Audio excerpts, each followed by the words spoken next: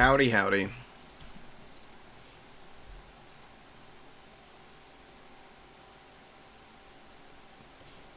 Who are we gonna watch for round one?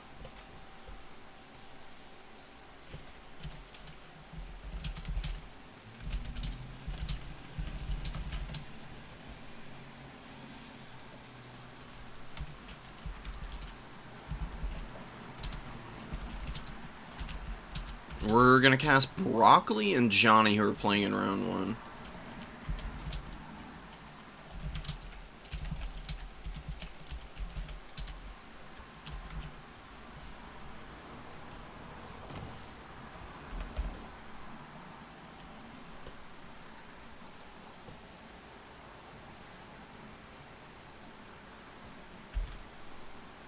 So, welcome everybody. Give me a minute, let me get some people in here. And we'll have a proper kickoff to the tournament. We got Broccoli, and we got Johnny. Lizards versus Warriors of Chaos is a really fun matchup. Warriors of Chaos have some pretty good units to bring against the Lizardmen, actually, but it is a pretty matchup-based, or it is a pretty knowledge-based matchup, I should say. I'm saying this completely backwards. So, if Broccoli knows what she's doing, she should have a pretty good time playing into the Lizards. But vice versa as well, because Lizardmen also have a pretty versatile roster, and there are a few units that the Lizardmen have that do a little bit better in this matchup than in some others. As well as having just, the same old reliable type of units. You got the Spear Riders, who are very effective still. Swords Warriors are pretty decent here. Probably a little less so than they normally are, but you got Chameleon Skinks. Just regular old skink cohort. Those old standbys. Solar Engines are still pretty good. And Ancient Salamanders. Very strong in this matchup. So, anyways. Give me a sec. I'm gonna go secure my coffee while they're picking their army. And doing map bans. We do have map bans for this tournament, so they'll have that announced in a minute for me.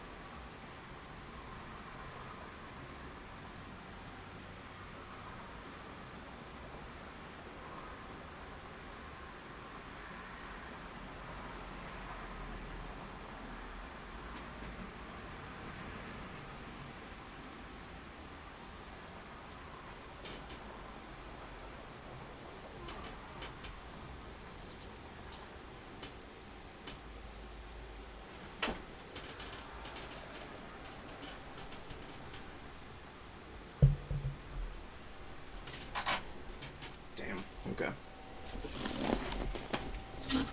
We're back.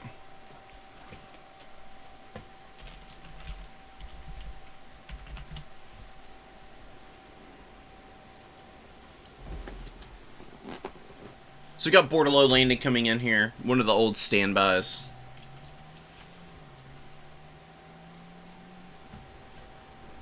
Definitely one of the top tier maps from the Total Tavern community. It was in the original map pack, I believe. Bordello, as well as I think Bleak Spire, Celestial Lake. What else was in the original setup? The Crucible was, I know. The only reason I know that is because it's probably my favorite of the original Total Tavern maps that never gets used. I think I may have added it into the map pool for one of these rounds also. What's up, Nerexa? How's it going?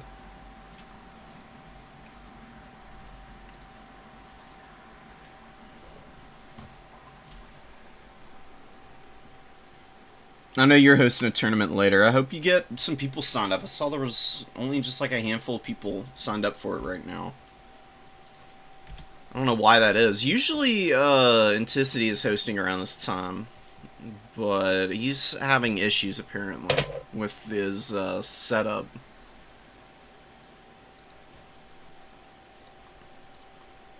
Yeah, a few people here. I wish you luck. I would be joining you if I weren't hosting this tournament.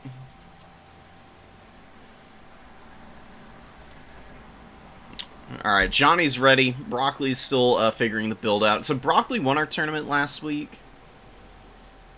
She was playing Slanesh. She played really well. Won a very scrappy finals match against Pizu, who's also playing again this week. The only condition to prevent people from playing in these tournaments is if they have like tournament wins and the leaderboard qualifying stuff, as well as if they've already won with all of the factions in a new player tournament, which I don't really envision being the case anytime soon. There's 24 factions. There's 24 factions. It would take ages for somebody to win with some of them as well, because I'm fairly convinced that Cathay is just never ever going to win a tournament. I don't think I've seen anybody win a leaderboard qualifying tournament. Nobody's won a new player tournament with them. They are insanely difficult to win with in domination mode. Anyways, we're going to jump in here, and we'll get into Bordello lane. And we got Archeon, we got 3 Forsaken, lots of Marauders. Marauders not that strong in this matchup usually, I find. Their leadership is kind of mediocre. And their combat stats are a little bit above, like, average for the chaff infantry. They'll beat a skink cohort, but they get massacred by Saurus, which is the worry here. Really what you do with Marauders, you use them purely to screen, basically. Like, the Forsaken go and fight the Saurus, while your Marauders kind of move around the flanks and get up into the back lines, where they have to be shot at by skink skirmishers and the like. And there, their bronze shield can at least soak up a little bit of that fire. It's a little bit antithetical to the design style of these two units. Like, you would think you want to push the Forsaken around the back because they're quicker and they can actually get back there.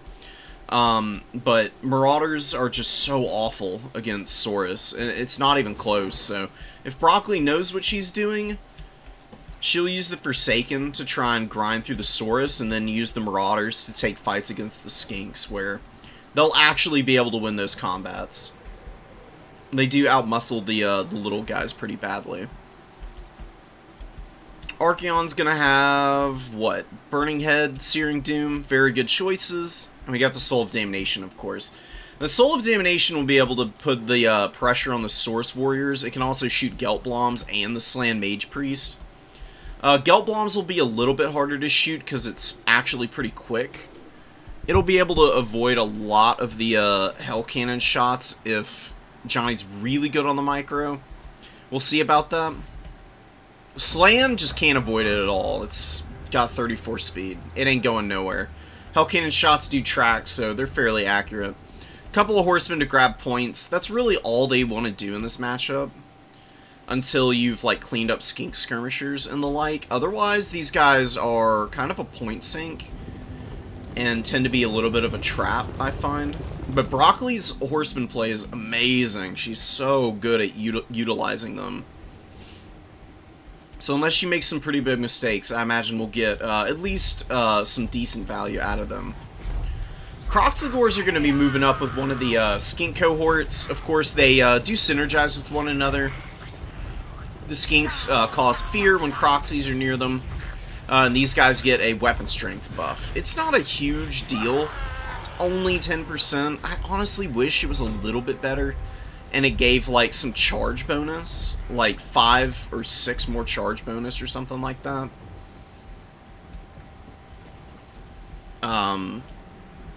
Just to give them a little bit more. I mean, Croxagores are okay.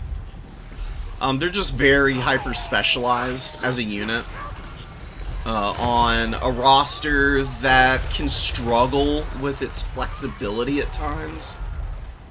They don't have a lot of generalist units. You know, Saurus, variants, as well as the Cold Wind Riders are probably the most versatile units they have.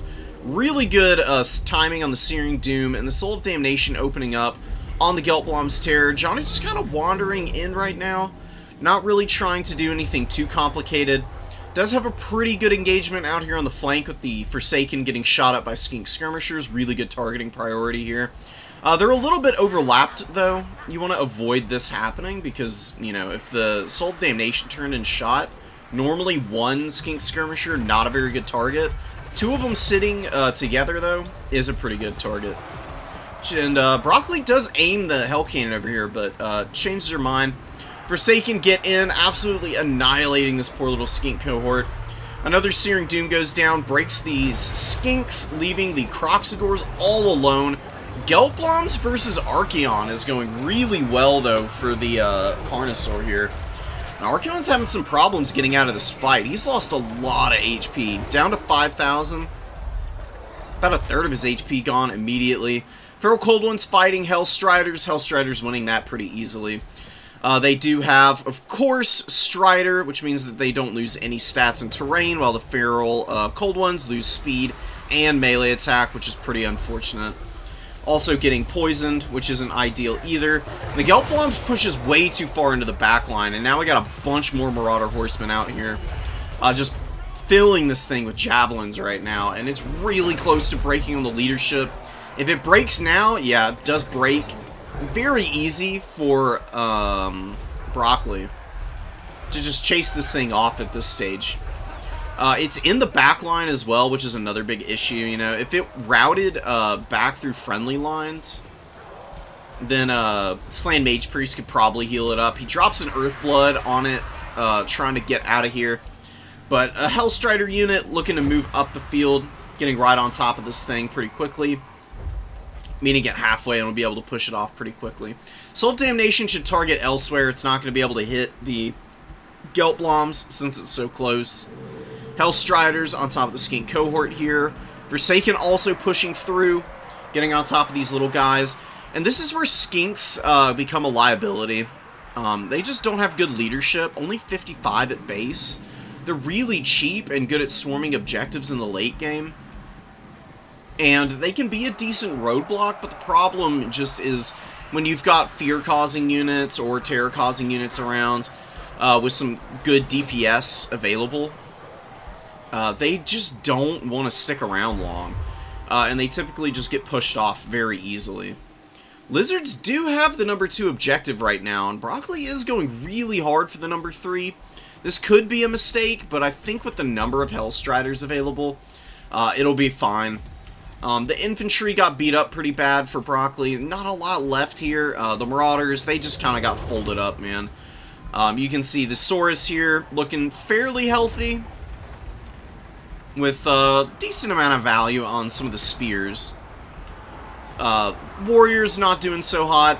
Burning Head goes down, roasting down some of the Saurus, and getting up into the cohort of Sotek are a much better target for it, but doesn't really get a great rotation. It kind of just clips the edge of the unit here. We do get an Earthblood to mitigate some of that damage. And the Croxagore, only about 300 value on them. They're just kind of mediocre, man. They were fighting Archeon. They were getting shot up by javelins. And they just didn't really have too much to fight outside of the Forsaken. And they didn't spend a whole lot of time fighting them. Just not a lot of value to be found, unfortunately.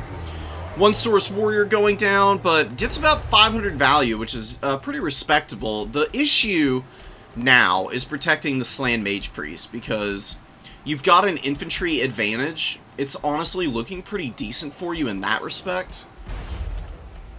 But looking around the rest of the battlefield, you're just so thin on mobility and on protection for the big guy here. Archeon is looking to go cause some terror routes, I think. He does have the Crown of Domination, which imbues that effect onto him. It also gives ITP to his units, which is just amazing at all times. ITP, one of the best passives that you can have on a unit. Makes them very resilient, very unlikely to break. Aspiring Champions move up onto the point now. Aspiring Champions will beat Saurus. Saurus have very poor melee attack and melee defense, and Aspiring Champions, very tanky infantry unit with very few models, so they could get surrounded and dragged down. But the Warriors of Chaos should be able to control the pace of those engagements. We've got all these Marauder Horsemen out, and they're doing a pretty good job of swarming right now. They've got a lot of ammunition left. They've got really good value up to this point already as well. They got a long way to go. Really good Shield of the Old Ones there for Johnny. The back pressure, the back pressure though does kind of get taken apart at the seams. Very hard to push isolated infantry units out to try and take your opponent's home objective. You can get stuff up into this middle area, but the Marauder Horsemen swarming around the flanks now. The Saurus Spears and the Skink Cohort should probably go to the number 3. Honestly, I think that's your best bet for getting back into the cap race in this game. Very nice volleys coming in on the Slayan. Does pop an Earthblood on himself and just rolling around and using some Saurus Spears to try and trap Archeon. Archeon doesn't have any healing himself. If these Saurus Spears are able to congregate and mass on top of him, and lock him in place and poke him down real quick here, which is very possible. I mean, his melee defense is solid. It's not going to keep him alive, though. We do get a Terror Route on Slain Priest, though. Archeon gets in there with the sword, the Slayer of Kings. Smacks him up a little bit. We got the Javelin Fire. Does shatter the Mage Priest, and we get a beautiful Searing Doom over the top of it all. How much value does our boy have here? 2,500 is pretty good. Slan just blips out of existence. Got Thanos snapped into the nether regions of the universe. And we get a massive terror out. Look at these poor Saurus, dude. Just sardine canned up in here, and they're having a horrible, horrible time with all of these units just sandwiched in on them. Imagine if you had a tactical nuke right here. Campaign moment. But, you know, Broccoli's looking pretty uncontested now. I think she'll be able to take this one home at this stage. She had a pretty good value lead. She's actually widened it a little bit. She just gets a great jump on these skinks here. Just really pounding Johnny's positions by jumping around with these Slaneshi cavalry. There's a reason they're one of the strongest units in the game, especially from a cost efficiency perspective. They're a little less powerful than Seekers on the whole, but they've got the same attack patterns, as well as like model sizes, which is the real strength of both Seekers, Centaurs, and Cold One Riders right now, is that their models are actually pretty thin, so when they charge into combat, they pile in very effectively, so they all get their charge bonus active early, which means that they're able to value trade very, very quickly. So pulling out, probably going to use these Forsaken to fix the red-crested skinks in place, and then either drop some magic on them, and then of course sandwich with the Hellstriders here, and the skinks break immediately without their Lord available. You can see all of the leadership malices stacked up on them, man. There's a surprising amount of info that kind of gets lost in all of the smoke and mirrors of multiplayer and competitive. Leadership is probably one of the least talked about mechanics that arguably is one of the most needed in terms of like understanding the game's mechanics in order to do really well at a high level. Because there's a lot of little understated leadership malices that don't really get adequately reflected in battles. For example, the Soul of Damnation, you wouldn't think by reading the tooltip anywhere It imbues a -18 to leadership because it's an artillery piece, which imbues a -10. And it's actually got the take cover effect on its missile, which it does not say that at all anywhere on here, which adds another -8. So it's actually really good for breaking positions for that very reason. If you have a terror-causing unit like the Rotting Riders, all the better, because then they get their terror routes going earlier. So, Broccoli just running over Johnny there. The Earthblood Slan, I wouldn't really bring it in this matchup. I think that you're better going with Mazda Mundi and Geltbloms. Mazda has, God, what's it called? Apotheosis. The heals for the high magic lore, which is respectable enough. You can keep the Geltbloms active for a really long time just by spamming that. Yeah, here we go. Let me show it off. Ignore my Elithanar build. That's secret business. No one's allowed to know about it. Hello? Oh, look at this. Yeah, these are the Lizardmen, guys. Don't worry about it. It's so weird. Very bizarre bug. Anyways, Mazda on Zlok, you bring the Sunburst standard, because he's got a little bit of missile resistance at base. This gives him another 10%, and it buffs up his melee defense. He's amazing at running down armored infantry. He's really good against Forsaken. You can drop Net of Amontok to snare things. You've got Apotheosis for heals. Roiling Skies passive you might actually want to bring against the Warriors of Chaos, just because they could bring Azazel, and debuffing Azazel is actually really nice, even if he doesn't land in combat too often. Just constantly lowering his speed and melee defense can make him a little bit easier to fight when he does engage, because you do have some flyers that you can use to go beat him up. I would actually be kind of interested to see, kind of want to test this out at some point. Coatl versus Azazel, see what kind of damage these things can do. They have gotten a lot of buffs over time. They're much better fighters now. They're not really like the... not really very meta unit, obviously. I've had a couple games where I've brought them and used them, and they've been alright. If you can, like, call your opponent out, it might be kind of funny. But he's also got Banishment and Ruination of Cities.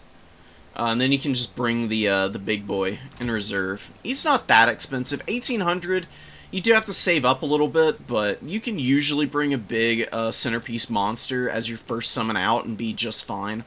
Because you do want width for the lizards in your opener. Just having some, like, stalwart infantry, good skirmishers, and lots of numbers can be really nice for you. Red-crested skinks are kind of worth considering here, instead of just standard cohorts. Because Warriors of Chaos players love bringing Forsaken. These guys are very weak to Burning Head, of course, but the big difference being that they're just actually going to do damage quicker and be a little bit more effective in combat. They've got a good charge bonus. So even if they get hit by Burning Head and just roasted immediately, at the very least they'll have gotten more damage by engaging in combat and charging in.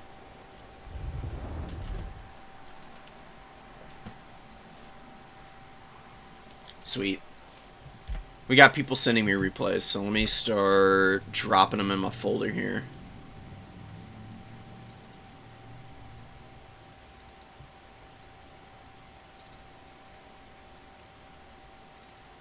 By the way, any and all advice that I'm spitting is very subjective. Everybody plays this game differently, and I'm a pretty firm believer that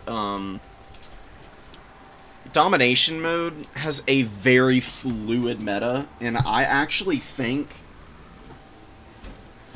that more than anything, player style and build preference determines the outcomes of matches more than anything. I actually think that there's a lot more versatility in the rosters for domination mode than people might otherwise think and be led to believe. I don't think everything is truly meta, but I think that you can definitely play with some of the more situational options and actually find a lot of success with them. If you're going to go single entity monster, might as well go Shredder. That's fair. Yeah, come join us, Eric. Absolutely, dude. You should. That's why I'm hosting these intermediate tournaments, is so people don't get smacked up by the big dogs constantly. And we can get more practice, you know? I know how frustrating that can be.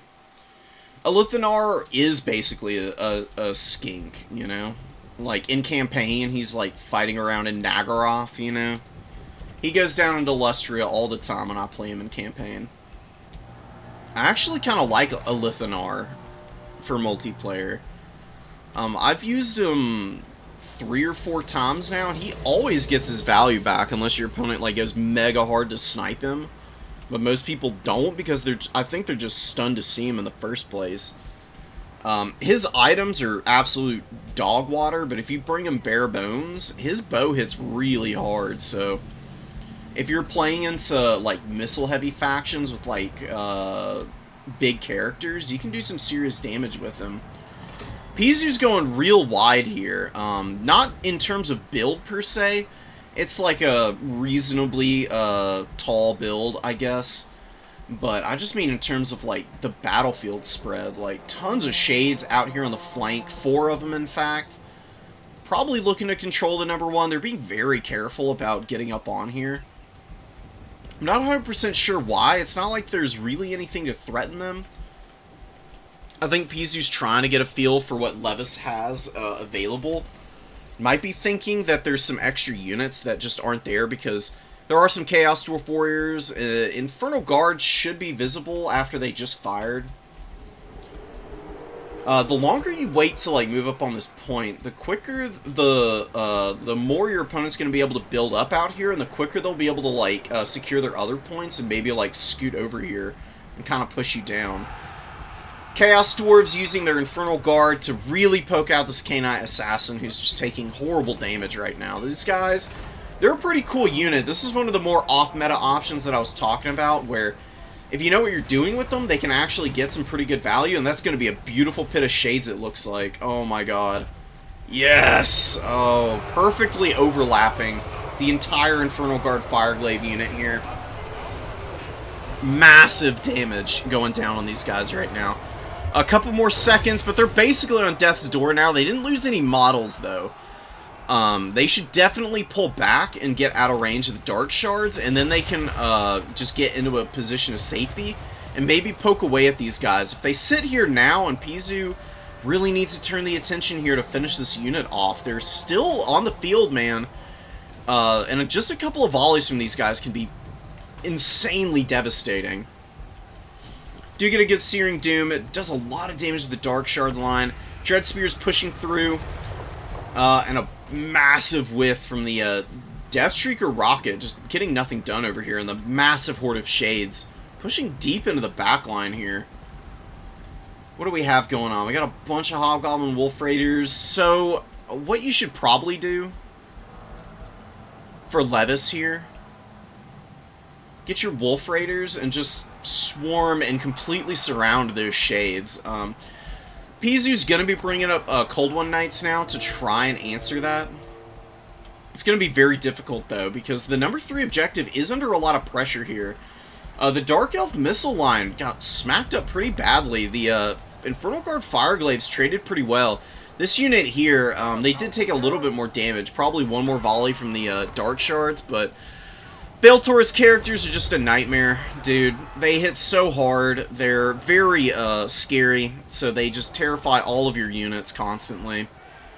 And they keep you completely off balance in a lot of mainline engagements, just because they disrupt your Lord, they disrupt your backline, they drop really powerful magic like Searing Doom or Burning Head, Flames of Asgore, they heal.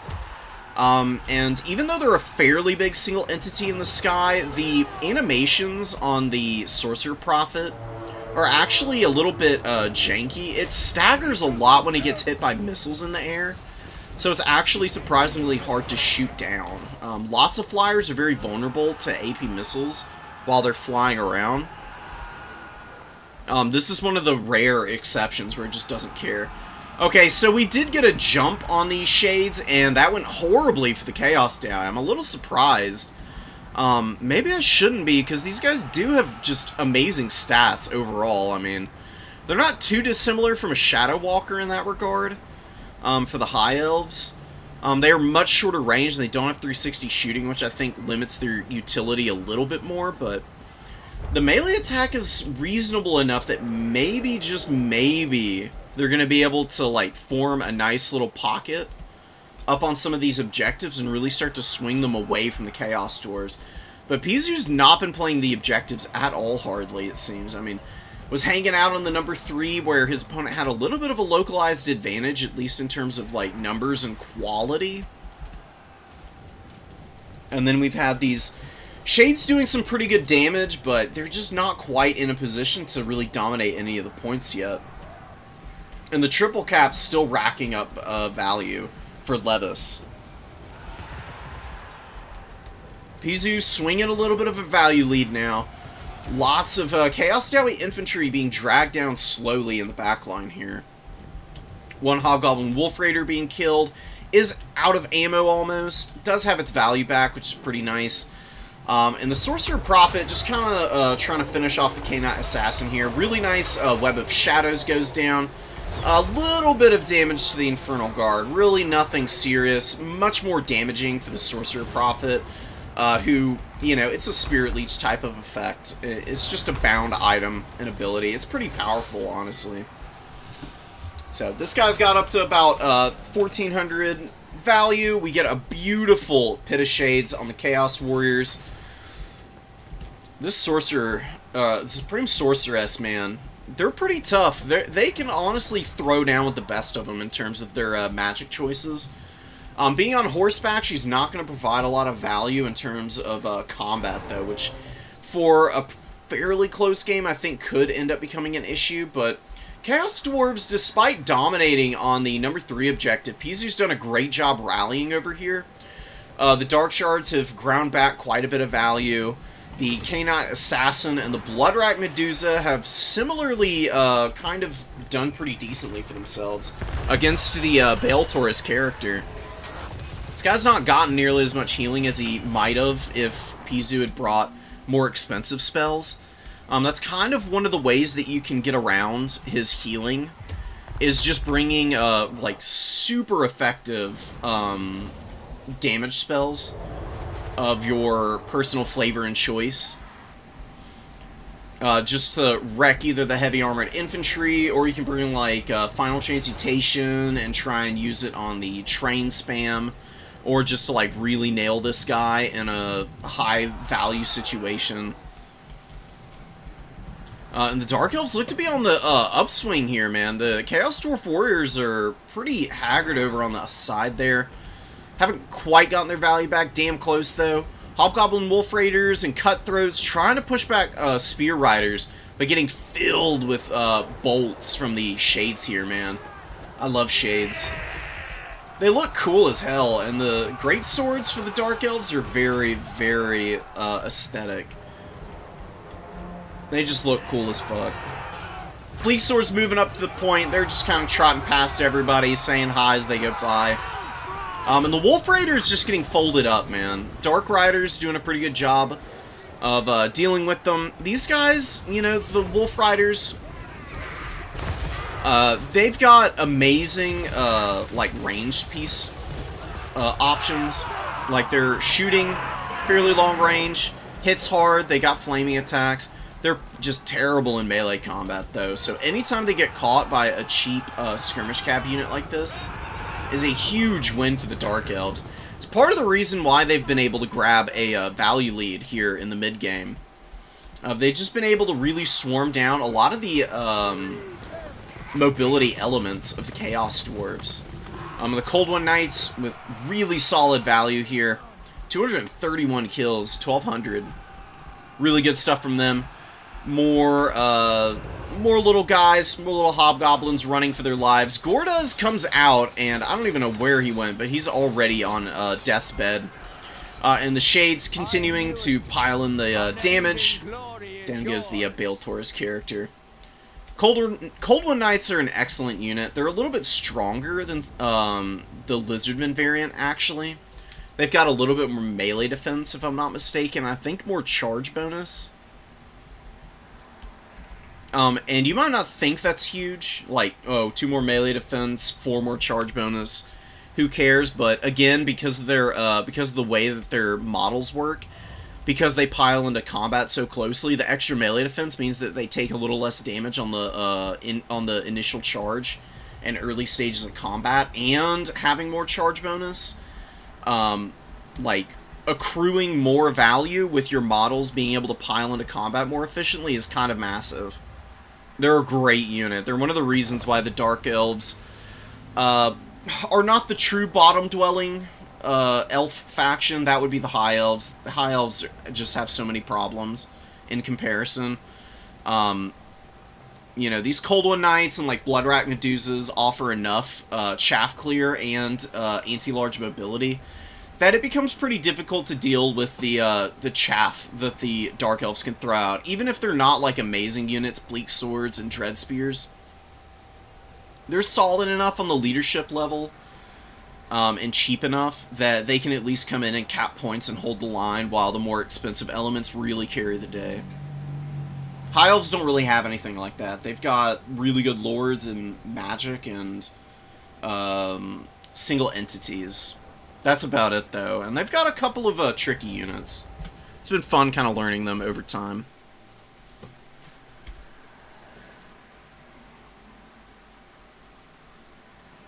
Alright, let's advance the Swiss.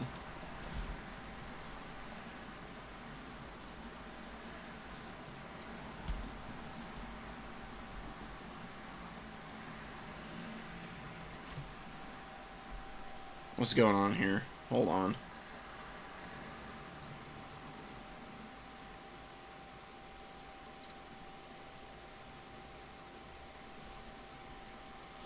Not again. Okay, I'm gonna have... Give me a sec, guys. I'm gonna have to restart Total Tavern in a new browser.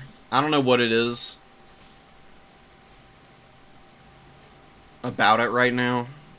Every time I try to advance my own brackets, it wants me to have to, like, log back in.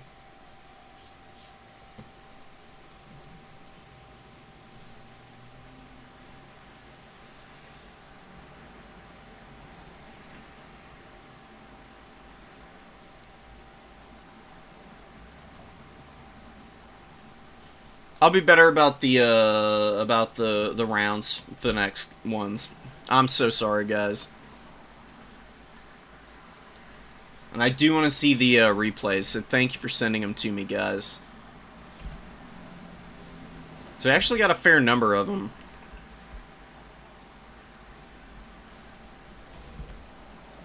Let me make sure that the bracket actually advanced this time. Beautiful. Okay, so round 2's up. Y'all get in there, go crazy, have fun.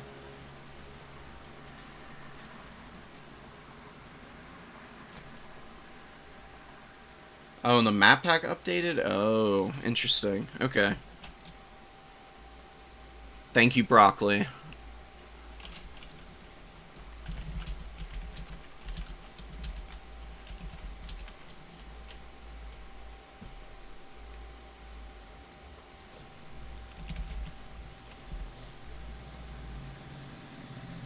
I'd say we just keep going with some of these round 1 games.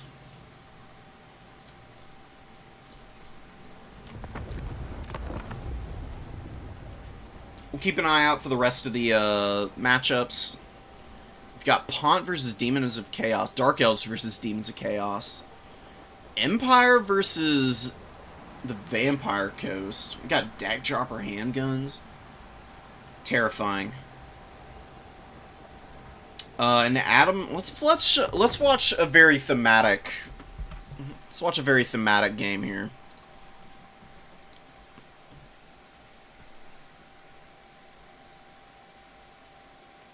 Logging you out on trying to advance is also the behavior if you somehow messed up the bracket.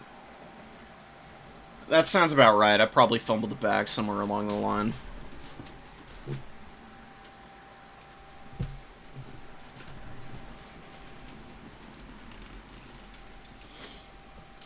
Okay, good to know. I'll be watching out for that next time I play the Dark Elves then. What's up, Tabith? The weak cannot interfere with the path laid out by our master. Crush them underfoot. Lots of Marauders, dude. Just an absolute tide of infantry coming in here. A couple Bloodletters, and we've got some Khorngors up in the trees. Gonna be going for the back cap, it looks like, at some point. They do want to be a little careful, because Marauder Horsemen of Tzeentch actually, you know, they've got the pretty good missiles. They hit pretty damn hard, they self-buff, they also lower armor. And the 60 armor on Khorngors is already close to being really pathetic, quite frankly. Considering they don't have a shield. It's really their HP pools and just the value that they can get against large targets that really is the selling point of this unit. I honestly think they're kind of bad. I really don't like them, personally. But that just might be because they're not my cup of tea, infantry-wise. They can work in some matchups, and you do kind of need them on occasion.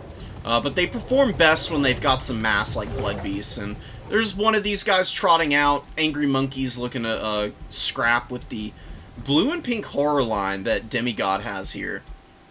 We've got Acold and Village, Infernal Gateway, Pink Fire, and we do have the Windblade here. So the issue with these two foot characters, Valkia doesn't have to engage them. She's much better moving around the battlefield and just providing a little bit of extra damage and support and mobility fights anyways. So I'm just worried about Village and Acold kind of getting left behind in this game. If Adam just pushes past them and commits to killing all of the infantry, it's not really going to be any way for these two characters to stop that. Fury's moving up, going to be used to probably screen these horsemen. Really sneaky stuff. One Khorngor sticks their toe out onto the point. You know, looking kind of bland model-wise. Probably one of my least favorite models for the Khorne roster as well. I mean, even the Marauders have a little bit more, like, pop going for them. Getting up into combat against the Blue Horrors. Doing some decent damage on the charge, but that overshield mitigating a lot of that. And just the crossfire that's coming in here, so punishing on a lot of infantry. And even the Blood Beasts getting stopped up on their way in by Village and Acold, which is the last thing that you can afford here. You really need to be up in the back line with some of these units occupying all of the Blue Horrors. Sleipnir going down on a Blue Horror and the rear charge from the Fury coming in. Not bad. I think it probably would have been better to drop the Sleipnir out on these pink horrors. Like, especially this totally unoccupied one. This is the Sour Guts as well. You could use the Fury to break their shield and then drop Sleipnir over the top, get some free damage on them, and then get into combat against them. Sour Guts are really annoying, though, man. They get a lot of value just by dying. They used to be even more broken in that regard. It's been toned down a lot. It's still something you got to be careful of, not to engage them with anything too expensive. Khorne does have a value lead, but I'm not so sure how true that is. They've ground down a lot of the horrors here, especially the blues. They've got a decent amount of infantry left, but pinks are looking pretty alright. We've got some Centaurs in here. Beautiful, beautiful pink fire. Doing a lot of damage to the infantry that was blobbed up on Acold and Village here. The Blood Beast still trying to go to town on these guys. We did get a really nice Horn of Khorne, which is going to increase the amount of damage that all of these units are doing, of course, because they're going to be hitting that much more frequently, and Khorne has amazing weapon strength on all of their units for the most part. Bloodletters, surprisingly, are probably one of the lower weapon strength units, just because they don't have Frenzy. They still hit plenty hard thanks to their bonus, though. Valkia is engaged against Acold and Village, which is not really where I would recommend her sitting right now. I guess with the Blood Beast support, it's okay. She should be able to finish these guys up with these monkeys, quite literally on their back. We got more Furies moving in. A Gore-Beast Chariot comes out. It needs to be used very sparingly because of the Centigores. Centis will absolutely annihilate the Gore-Beast Chariot if they get a good jump on it. And a missed opportunity. The charge comes off from the Tzeentch Furies. The Chaos Furies of Khorne actually win this combat pretty handily in the one-on-one, but only if you get the charge off. If you let your Furies get charged first, it becomes a lot more even, and then we get a really good collapse here from Demigod, who does get the full surround off on these guys. Should be able to kill that Fury up in the sky. Khorngor's grinding away on that side point, and they did lose it. They've still done fairly good damage, nothing too insane. About 400 value each, and an army ability coming down from old Tzeentch here. The tier 3 going to be dropping in. Adam needs to get out of here, needs to be very careful. I know a lot of these units are pretty tattered, but even the Blood Beast can take some pretty big damage from this, like, the explosion radius from the missiles, I guess, the magic missiles that are coming in and landing. And they're trying to chase down Village right now, still beating up on Acold. It's just so much value to pour into him. And, I mean, you can see how much value Adam is allegedly up by, but I just don't see it elsewhere on the battlefield. Outside of killing Village, there really hasn't been a huge success anywhere else.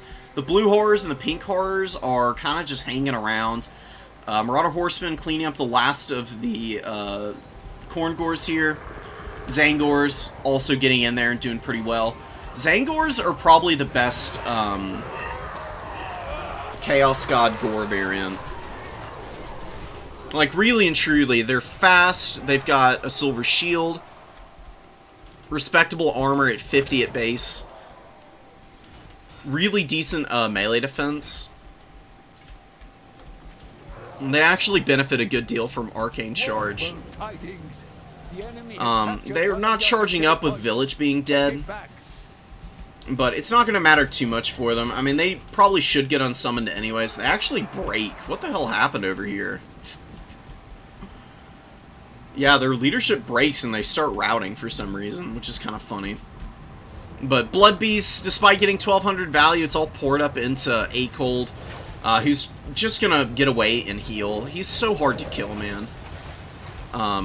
It's possible, especially with like really high weapon strength characters, but he's attracting so much aggro here, and you can see how much fire is being poured up into these fights now. Chromatic Abominations with good value, Sour Guts doing pretty decently. Pink Horror's also, you know, contributing pretty well. Nothing too insane. This Blue Horror unit actually paid for itself. It's been a long time since I've seen the horror spam. But it kind of called out Adam's build, because Adam had a lot of Marauders, and a lot of dual weapon Marauders, who obviously, without having a shield... Oh, these are not dual weapon Marauders. These are actually dual weapon Warriors. These guys might have been really good to have in the early game. They're really slow, so bringing them out of reserve, usually not a great idea. But back to the Marauder dual weapons. Obviously with low armor and no shield, they just got filled with Warp Flame on the way in, and they had no hope of grinding out value in combat once they were so beat up.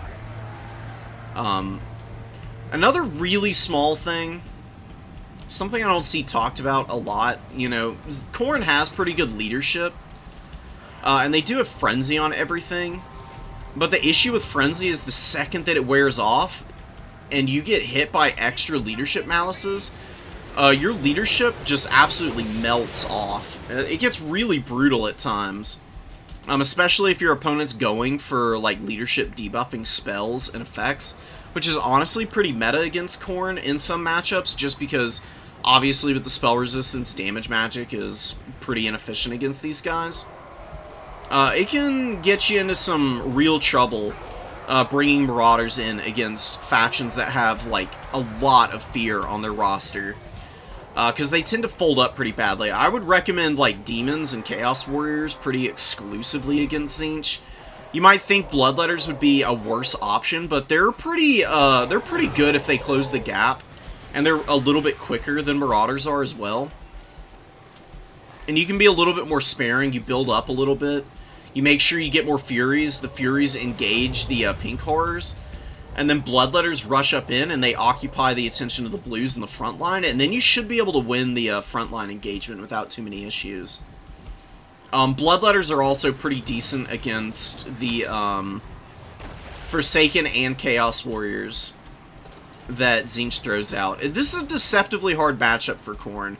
They are pretty well tuned for beating Tzeentch, but you actually want to use a lot of units that you otherwise normally wouldn't think would be all that effective.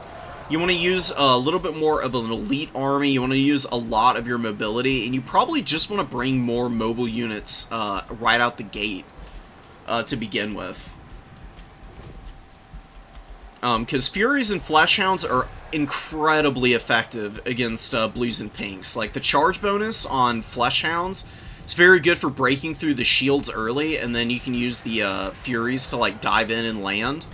And if your opponent wants to, like, try and use Furies to dive onto your Fleshhounds, you can then use your Furies.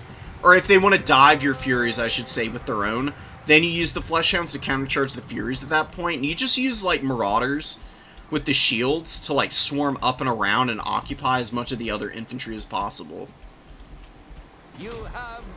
Khorngor's fighting on the back point. They're going to lose to the Forsaken, not horrifically, but with the Furies flying in over the top, Demigod's going to get a great rear charge. Really, really good micro from Demi, by the way.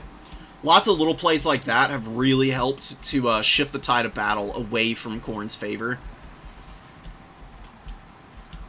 Just breaking down the infantry really quickly, having a fairly straightforward build. It was just, a lot of firepower, and maximizing the efficiency of it in the early game is kind of where we've gotten this advantage for Demigod in the late game. Despite being down in value, the actual majority of the forces for Tzeentch were able to stay alive, whereas Khorne, they did a bunch of work against shields for the most part. They beat up on the heroes and the Lord, and then they just ran out of steam. I can't tell you how many times this happened to me as well. It's rough, dude.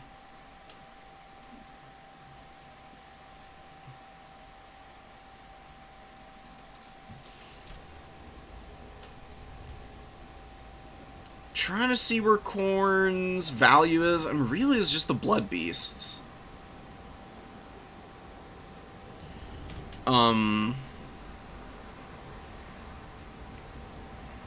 So much infantry. This is not how I would this is not the build that I would be engaging into Tzeentch with. I'm too afraid of Changebringers early for that nonsense. This can work though if you call your opponent out. It's just a shame that Demigod had actually a really effective build against it. So I wouldn't take it too hard here.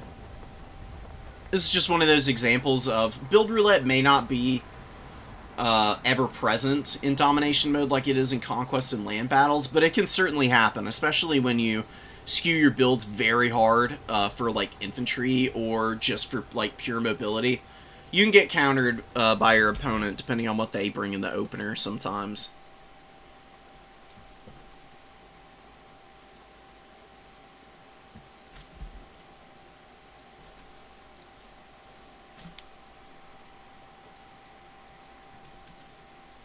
Yeah, no, I'm serious. Okay, so the 50 armor for Zangors, I think, hot take, because they have a silver shield and the overshield, works out a lot better for their defenses. Khorngors, with their 60 armor, they've got nothing to save them from missile play. They get absolutely annihilated, and Zangors just don't care, man. I'm never disappointed by Zangors. I'm frequently disappointed by Khorngors. Maybe I'm just a huge forehead, but I'm standing firm on my point. I maybe explained it a little poorly. It's less about the armor, it's more about the other tangential like passives that the Zangors have. Like, 800 shield's pretty decent. It's about as good as you get from any of the other mortal units, yeah. And then, of course, having Primal Fury, which gives them ITP, another really good little bonus.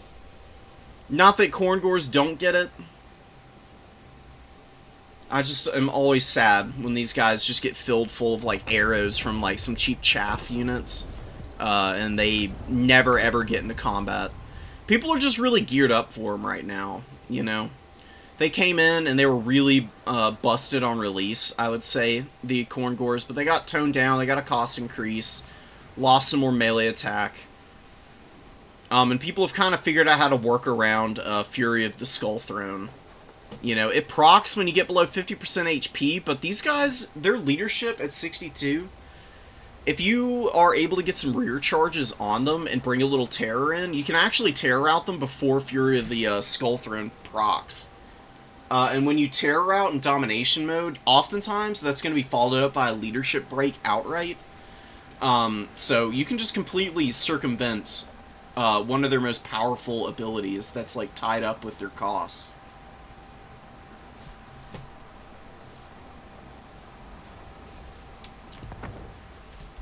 Let me check on bracket. Let me make sure I don't hold it up too long.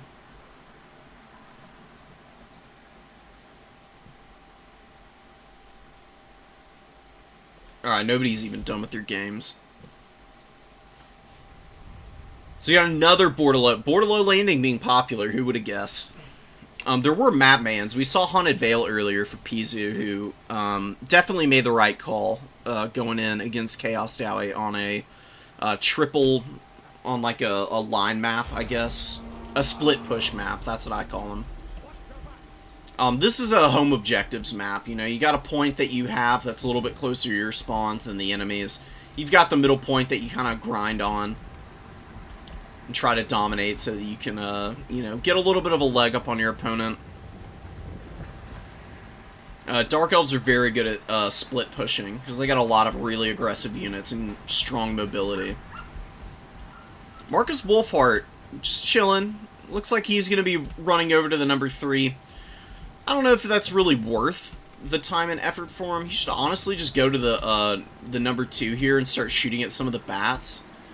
Maybe start poking at the Lamprey's Revenge. He does have anti-large missiles, you know? So he can definitely contribute a lot of value just by focusing on these guys all game. This is the target I would be going for. It's going to take him a long time to kill any of the models, but once the Huntsman and the Silver Bullets kind of close the gap and get a little bit closer in and they can start firing in against these guys, I'll really start to pour the fire in. But, you know, he thought about going to the back point here. Now he's, you know, right up here with the rest of his line. Currently firing into some trees for a second there. Finally gets a really nice shot off. Takes 2 of the handgun deck droppers out. Huntsman being very inaccurate. Shooting flyers with bow units, honestly, is a little bit of an exercise in futility at times. Because the missile speed is so low. Handguns and units with like decent range and some gunpowder are really the anti-air tools that you want to have available. I'm still waiting to see Radio Magic really get in here with this deck dropper core and find some opportunities to get some value. Really, they should probably rotate over to the other side. Away from Marcus, away from some of the Huntsmen. I mean, they're still pretty close in. This is a pretty well-packed formation for the Empire. They don't have a ton of missiles to protect the Empire Knights over here. And they're one net casters on the other side of the formation right now.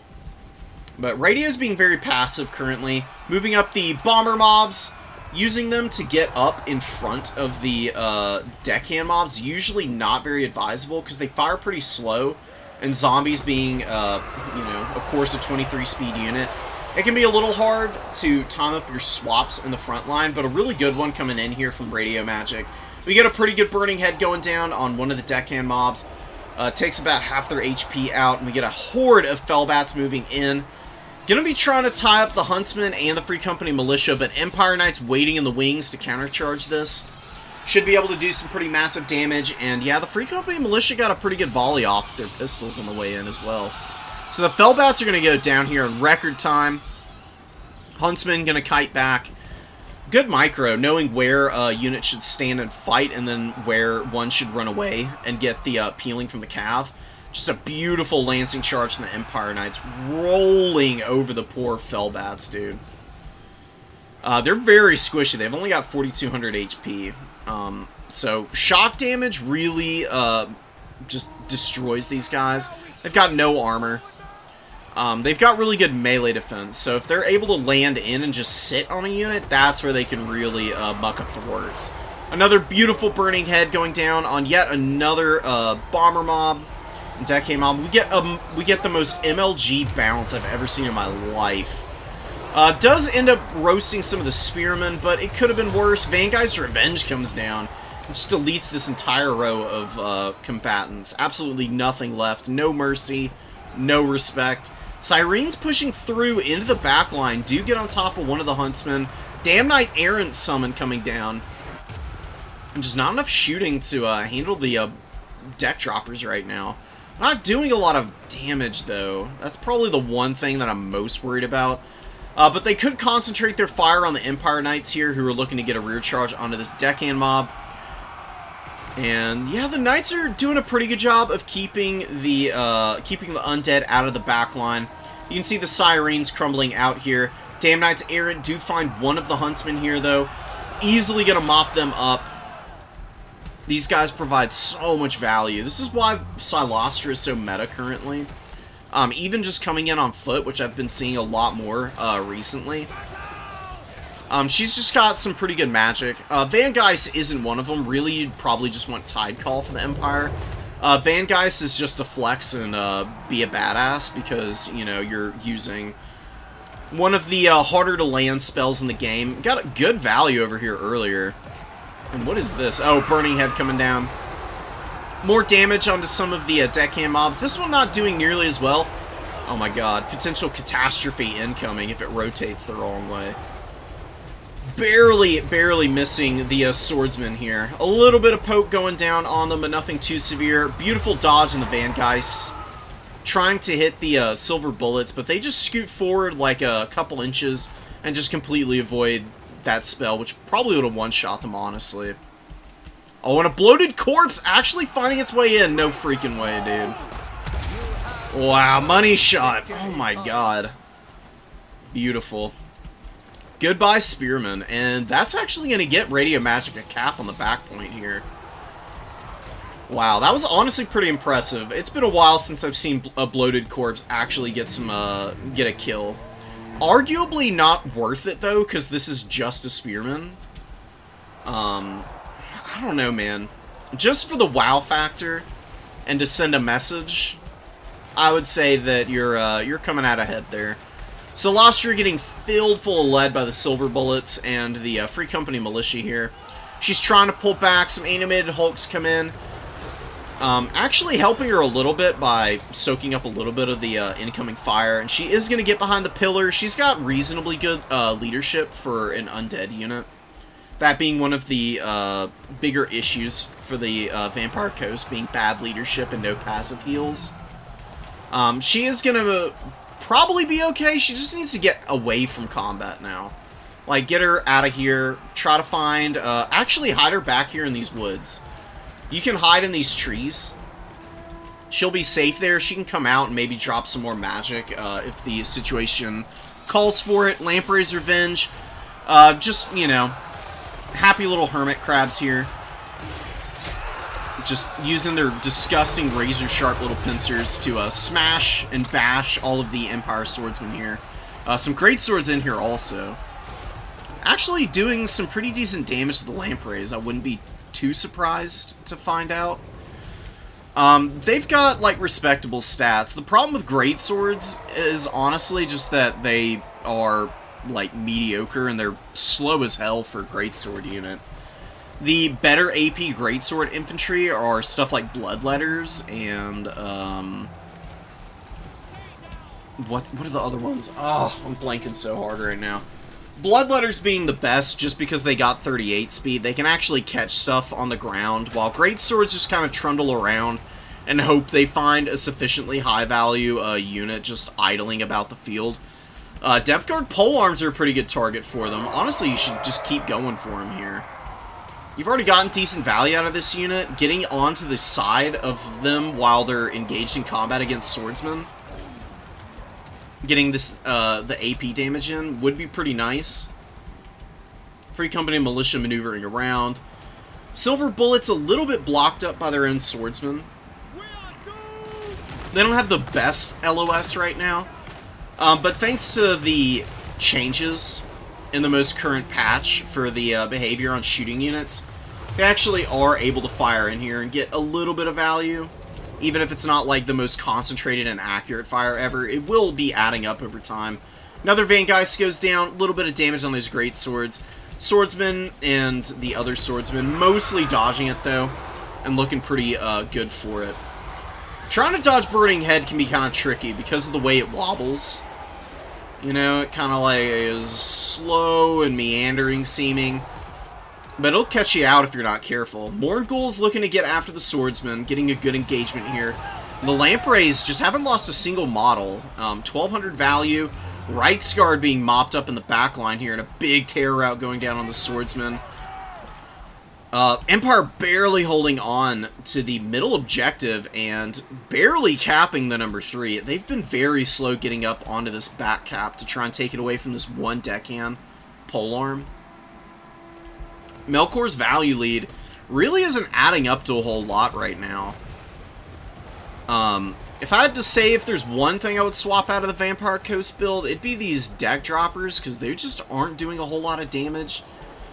They do have a decent amount of ammunition left. It's not like they're a super expensive unit or anything. I'm just always a little bit disappointed. Maybe they could use like a buff to their missile strength or something. Or get a little more ammo and maybe lower their reload time. I don't know what you'd need to do to balance these guys out. Animated Hulks, just scrapping away. Again, you know, pretty low tier unit for all intents and purposes. But if you stack up some chaff on them, which they don't really have here, they can get some incredible value because they're only 500 gold. They got good weapon strength, with a lot of AP. They can do some pretty good damage to Empire Knights, but without the assistance of their deckhand mobs, they're gonna just slowly drag down here, and there's a lot of crumbling that's starting to happen here for the Vampire Coast, which they don't really have any way of mitigating. It's not as devastating as demonic instability, but it does add up over time. It can be a real pain in the ass. Because once stuff starts crumbling, it's very rare that their leadership rallies before they just crumble out completely. So Animated Hulks and the Morgul's probably going down here, but the Lamprey's Revenge and the Sirens do get a huge tear route on a lot of Empire units here. The Lamprey's Revenge are just following that up just by being really disruptive and chasing all of these guys back, getting some free damage, continuing to regenerate all the while. They're getting pretty close to their healing cap. It's a long time coming still, but just the fact that they've, you know, healed up probably about 3,000 damage in this match, it's honestly pretty nice. You know, they've taken not a ton of focus fire, but what little damage they have, it's kind of balancing out the damage values here. Melkor continuing to struggle, has lost the middle objective.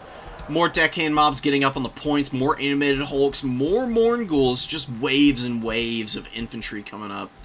Spearmen going for a back cap here on the number 1. I don't know how much success they're going to have. If 2 of them get up over here, then they'll definitely be able to outcap those zombies, but it's going to take a while regardless. I'm wondering if maybe there's a Scurvy Dog in the back pocket, because that would be pretty nice to get up on the number 1 as well. Because you don't need to kill these Spearmen anytime soon. If you just, like, yeah, if you're just up here holding these points, that's as good as anything. I mean, you got a massive lead. I don't see any way for the Empire to, like, get back in this. Even if they had 2 caps right now, I would still be pretty worried about them, you know, getting a back cap. There is only defeat. Really nicely played by the Vampire Coast. Really patient play. And even though the deck droppers didn't get amazing value, they were pretty disruptive. I mean, they were flying around all game. They contributed, you know, a little bit here and there. You have 500, 550, 4, 372. Lamprey's Revenge were the real selling point. That Bloated Corpse kind of cracked that game open, honestly. Because when the back cap came in for the Vampire Coast, Melkor just didn't really seem to have a very firm grasp on how to respond to that. It was very slow rotating units over. Never tried to really concentrate on any one area of the battlefield. And that's really what you want to do against slow factions like this. You don't want to try and engage them across their entire line. You want to try and engage one end, crush that, and then force the rest of the army out of position. So you can then slowly wear the rest of it out. And after the initial contact where Melkor was getting that value lead initially, there really wasn't any like concentrated area of success. It was kind of just slowly losing and being attrition down, which is the right kind of game for Radio Magic to be playing into. So big props for kind of playing the broader strategic sense of the battlefield for Radio Magic. And I can tell you firsthand, Vampire Coast, very frustrating to play into. It took me a long time to figure them out, but them, Dowie, Grand Cathay, they all play pretty similarly. They've got a lot of very similar units, in fact, in terms of battlefield performance. For example, where the hell is Grand Cathay? Here they are. You know, Grand Cathay's got crane gunners, right? Long range, shield breaker type of missile. Very squishy in melee combat, about 1,000 gold. Same with the Vampire Coast. They've got the deck gunners. They're a lot cheaper. They don't have the shield, but they've also got, you know, pretty similar amount of range. Shield breaker, big damage potential against infantry. Also very effective against cav. Lots of slow infantry for both. The dwarves don't have a crane gunner or deck gunner type of unit, but they do have ironbreaker torpedoes. And they may not be good in melee combat. They got a shit ton of armor, so they're very hard to kill. They're very frustrating to have to try and clear out. They'll just hold for days. Ignore my wildly off-meta Dowie build.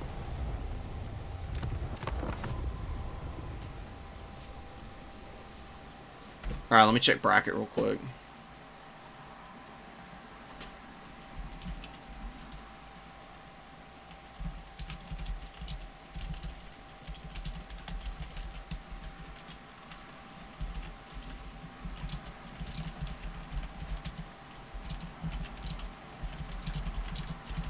Yeah, send me your replays in DMs.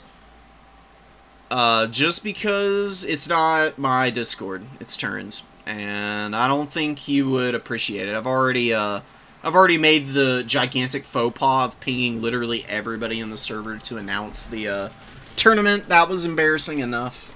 I don't want to be making it. I don't want to be frustrating him or Frost any more than I already have. So, I would appreciate it if you just sent them direct. Please and thank you.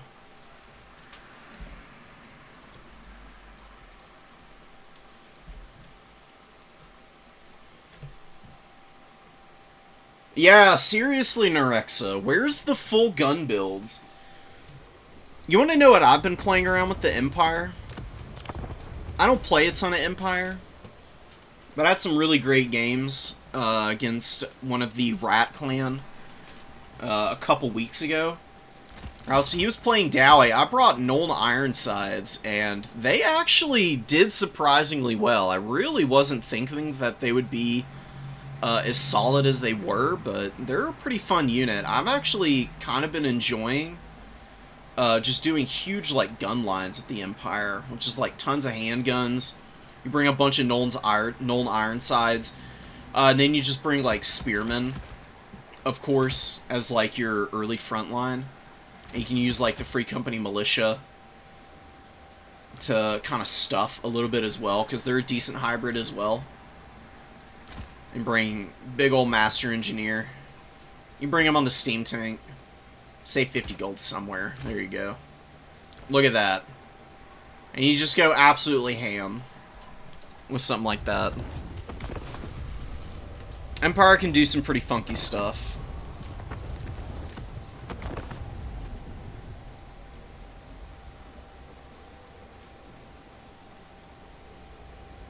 Alright, Broccoli versus Pizu here. So we've got the Fecundites. Very cool banner. This is Charon Car, I think. I don't remember the names of all of the banners.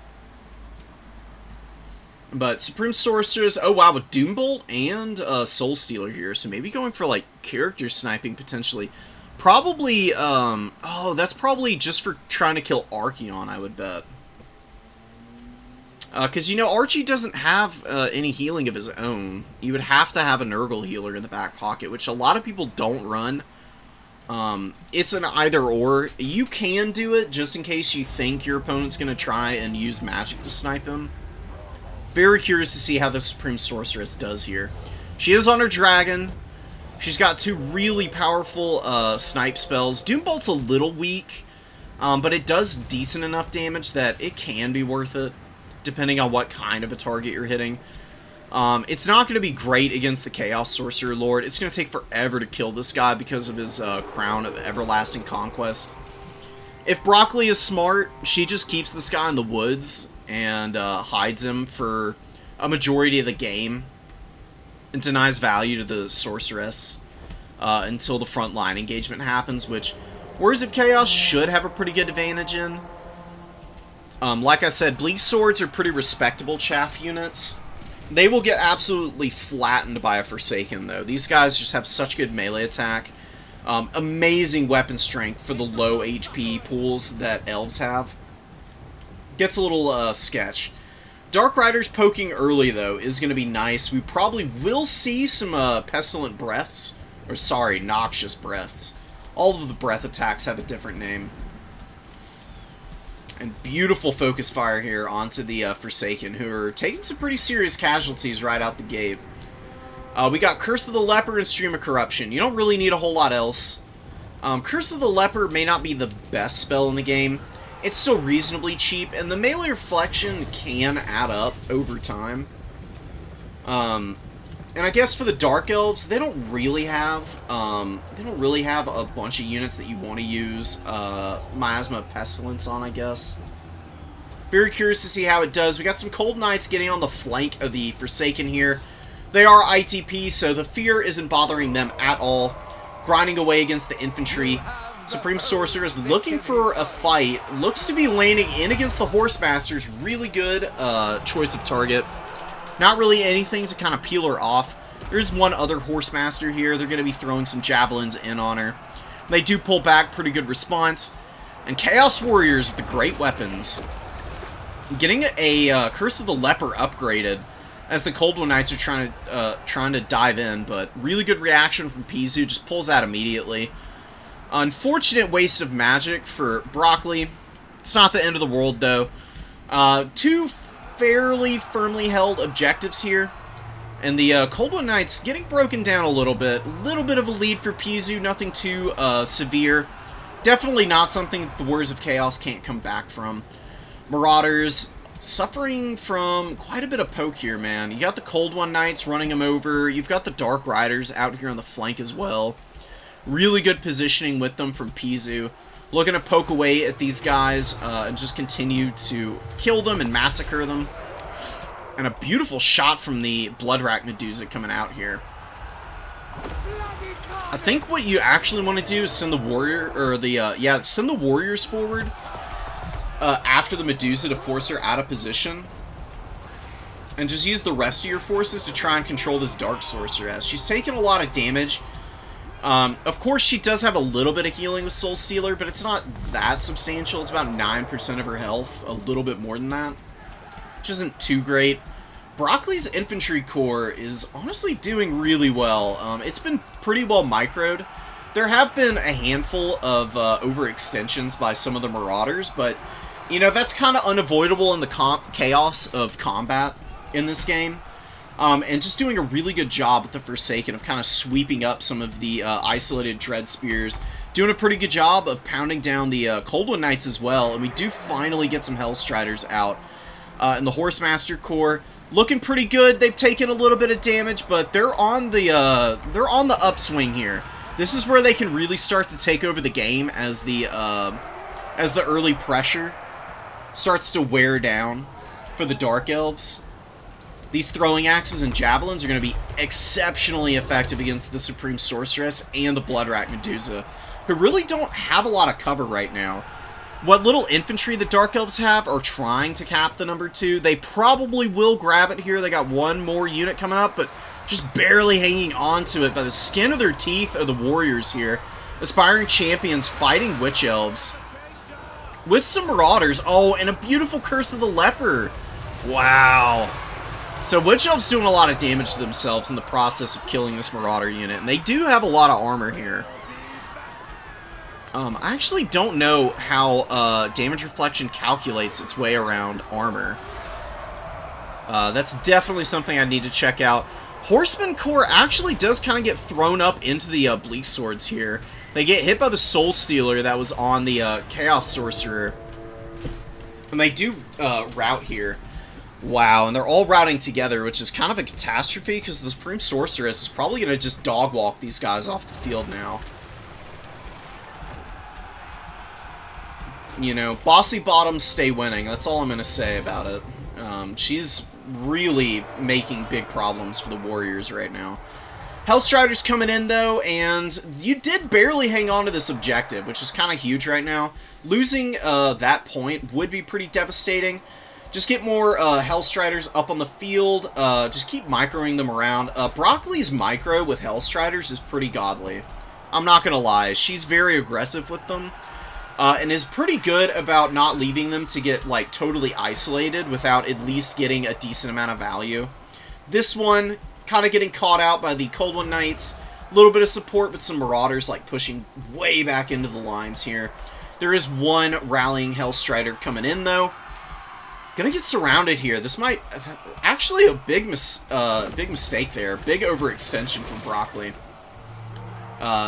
Pretty easy one to make, I guess. You know, people see the Dark Elves. They know they've got a lot of mobile units, but I don't think they truly appreciate just how cost-effective they are. Cold One Knights, certainly, but Dark Riders, I think, have a lot of disrespect getting thrown down on their name oftentimes. Medusa in a horrible fight here, surrounded by the Hellstriders. Chaos Sorcerer doing some pretty good damage. He is almost healing capped, which is a little scary. Definitely need him to start doing maybe a little bit more work, or maybe just being a little bit safer, trying to get to the back of the map and hide. Finally flipping the #1 objective. Dark Elves. Just not a lot of infantry. They do have a good mobile advantage right now, but they're going to have a hard time taking points away from the aspiring champions. These guys are so freaking annoying. I mean, they're a fun unit. They're amazing. But if you are a faction that doesn't have any way to effectively, like, kill these guys, either with, like, an anti-infantry unit or really powerful artillery that can hammer the individual models down, their silver shields and high armor means that they can just go all freaking day against you. And it becomes a real problem in these very scenarios. You know, you're kind of down in the infantry game. Your cap weight isn't looking too solid right now, and you need to start swinging the points because you're down so much on the tickets. And they've got full cap weight, so they just hang on for ages, man. And especially because it takes so long for them to lose models.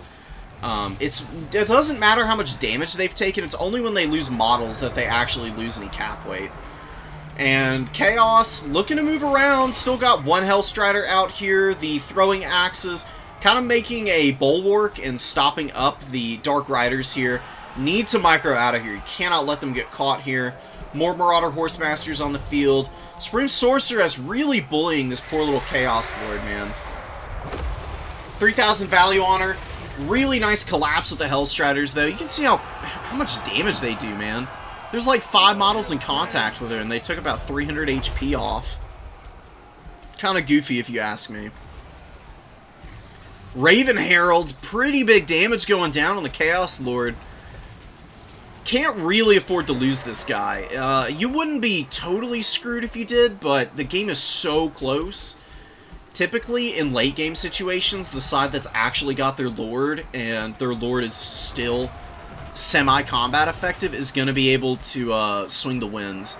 Especially with the leadership penalties that losing your Lord causes. The enemy has slain our Lord. So, Cold One Knights pushing down the last of these Hellstriders. Horsemasters and Throwing Axes have come back out onto the field, but like I said, losing them in the mid-game there is really where Broccoli has started to really run into some serious problems, because they could have maneuvered around and helped hold points from some of the other mobility, all the while skirmishing and just racking up value, dragging down the HP. And then instead of having to bring Horsemen out in the late game, you could have been bringing out a couple of Marauders just to come up and hold points, and then you can develop out more Hellstriders behind that. I think that would be where Broccoli would be in a little bit of a better position. Because these Cold One Knights are just such an issue, man.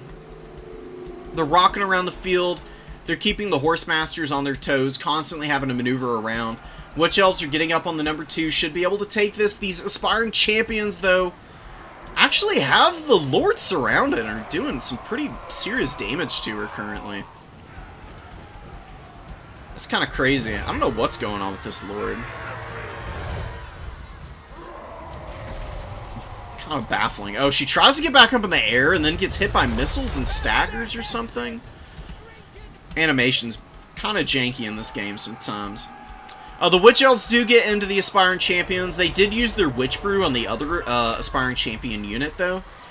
I actually don't know if Witch Elves are going to be able to beat these guys. I think with the Dragon character being here, they will. It'd be a pretty near thing, though. I mean, they're still taking pretty substantial damage, but a Terror Route goes down. Very fortuitous timing for the Dark Elves. Having to get through the remainder of those Aspiring Champions would have been a bit of pain. Words of Chaos do take the number 3, though. I think Broccoli is going to win this on points. Oh, no. Pizu moved off the objective before he capped it with the Dark Rider.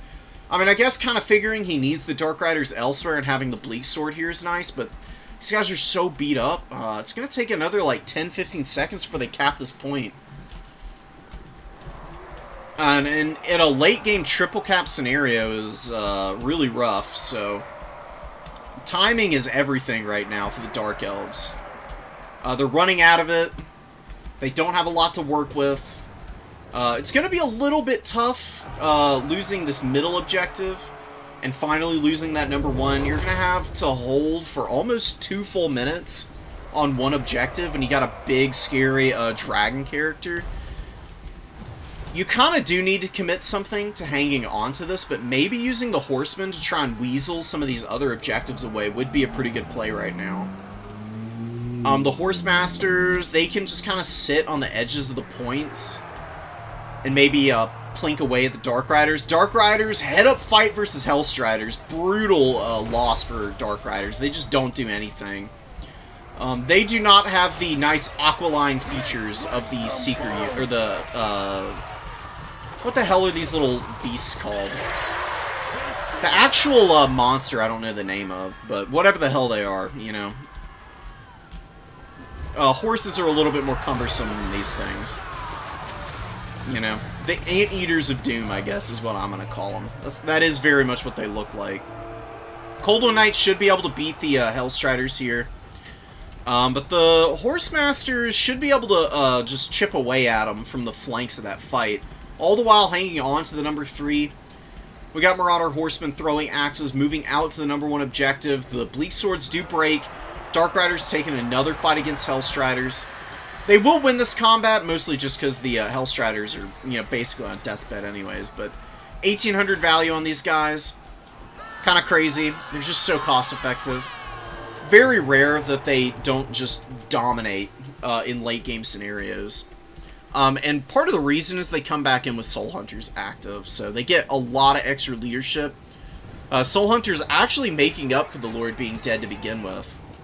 So, almost like nothing happened, and they have ITP, they got Strider, they got Poison, they got Anti-Large, they got Fear, they got Ward Save, they got Fizz Res. What do these guys literally not have? Perfect Vigor, and that's like it for 675 gold unit? That's kind of wild.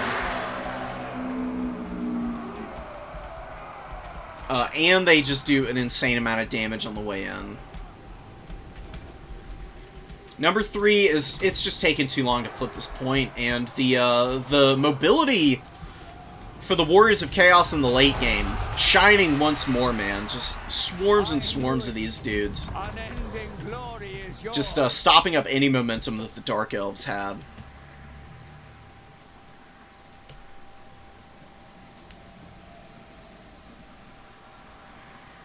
Alright, let's advance the Swiss. I got you, Adam.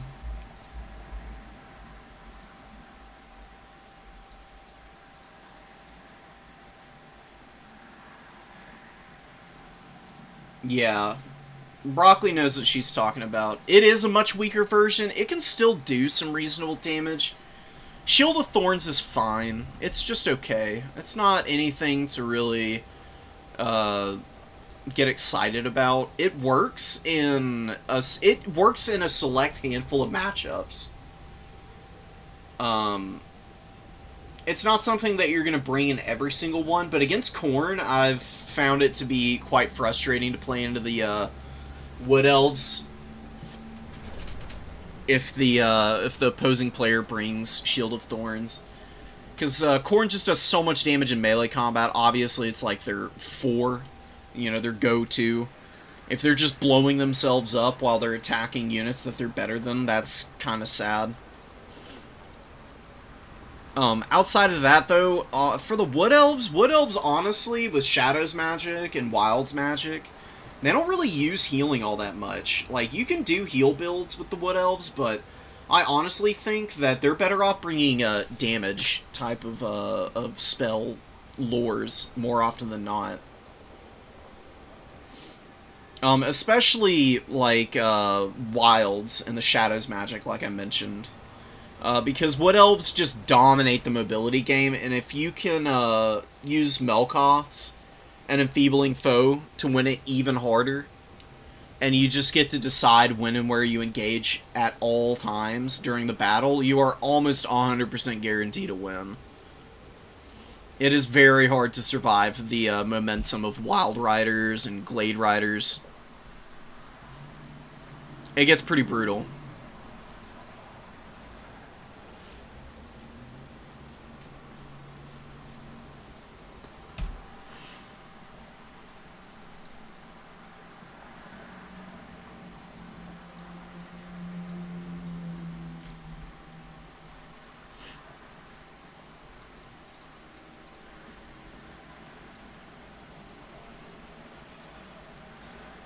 Yeah, my bad on the rounds, guys. If y'all want, I can just advance to the next one. That way y'all aren't waiting for the final round. I don't think it would mess with it too much. The people who have gotten their first couple of wins probably going to be matching up against one another in the next few rounds regardless. I will keep another eye out on it, though. I'll try not to get so carried away with the casting this particular round. So you got Levis versus Legatus, so... Norska's got a pretty tough reputation about town in domination mode, thanks to the efforts of Boss Toss. But Boss has been gone for a little while now, and nobody's really picked up that mantle. So Norska's still doing, like, respectably well in terms of the win rates. They're just not really, like, dominating in quite the same way that they were.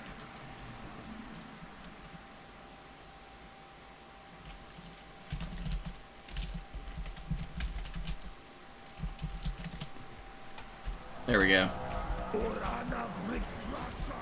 So we got the Marauder Horsemen moving up to cap the point.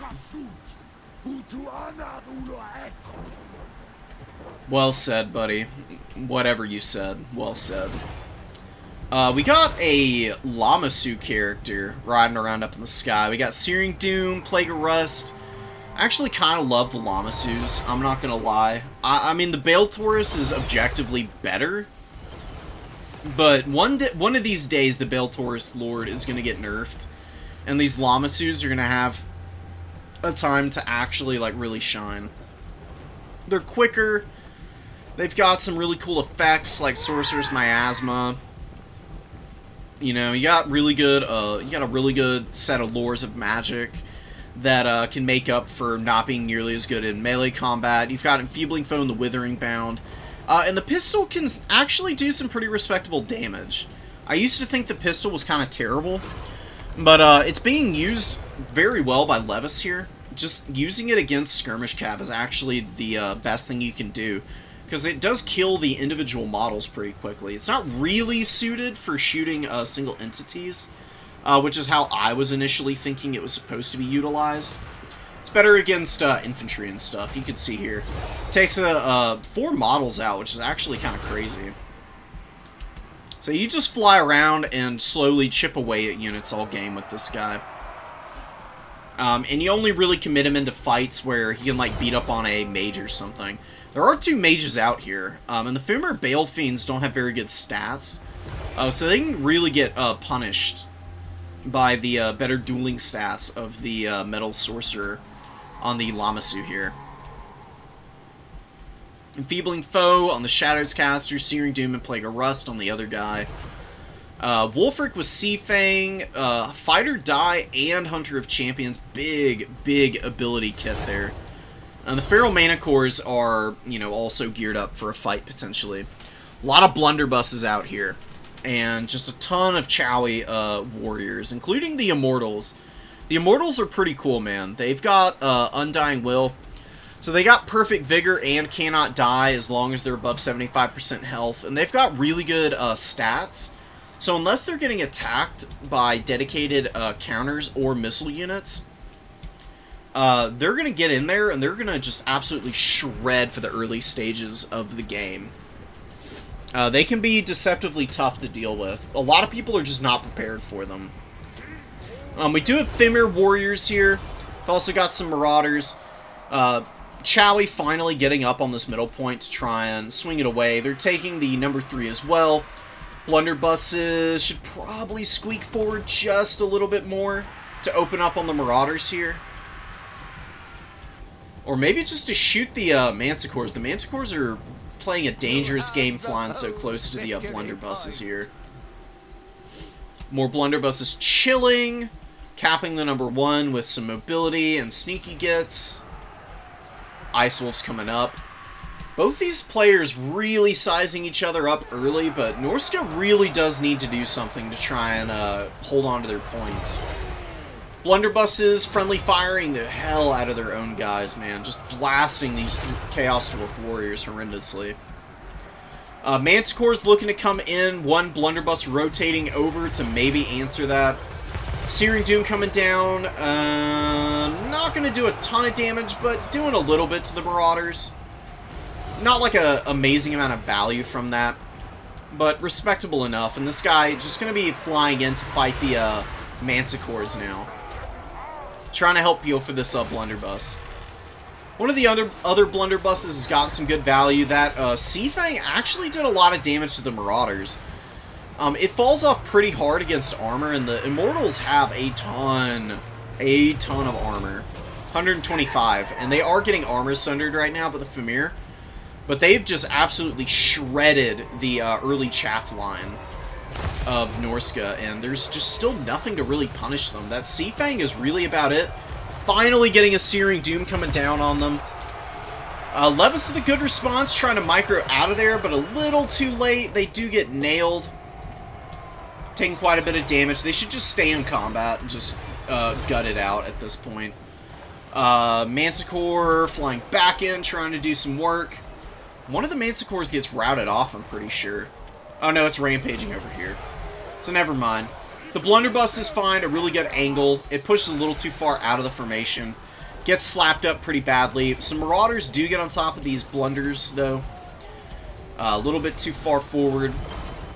They really need to be dealing with the Marauder Champion Great Weapons. These guys are just, like, kind of pushed out, not really doing anything right now.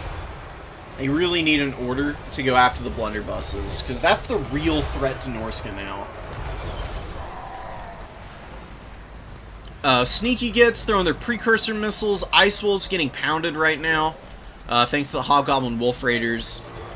And Sneaky Gets may not be an anti-large unit, but their precursor missiles do enough damage that they can feasibly chip these guys down with a few volleys. Some Goblin Laborers occupying the Shaman Sorcerer and kind of poking him down right now. I mean, this guy is, you know, not the most resilient when it comes to melee defense, so a bunch of crappy little Goblin people poking him from behind.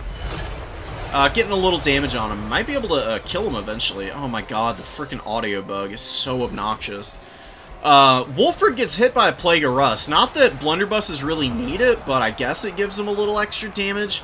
And Wolfric takes a vicious volley right there. Big damage on him. Blunderbuss is looking to kill the Manticore in the sky, which is getting absolutely annihilated. It took about 30% of its HP right there in one fell swoop. Oh my god, but beautiful Searing Doom going down.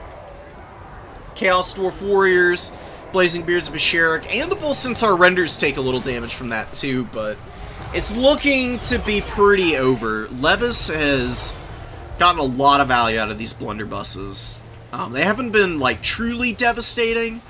It's not the most I've ever seen on them, but they're gonna get there pretty shortly, and this is just a beautiful concave. I mean, it's quite literally just like a perfect wedge to, like, focus fire into, or to, like, turn and then fire on the opposite flanks.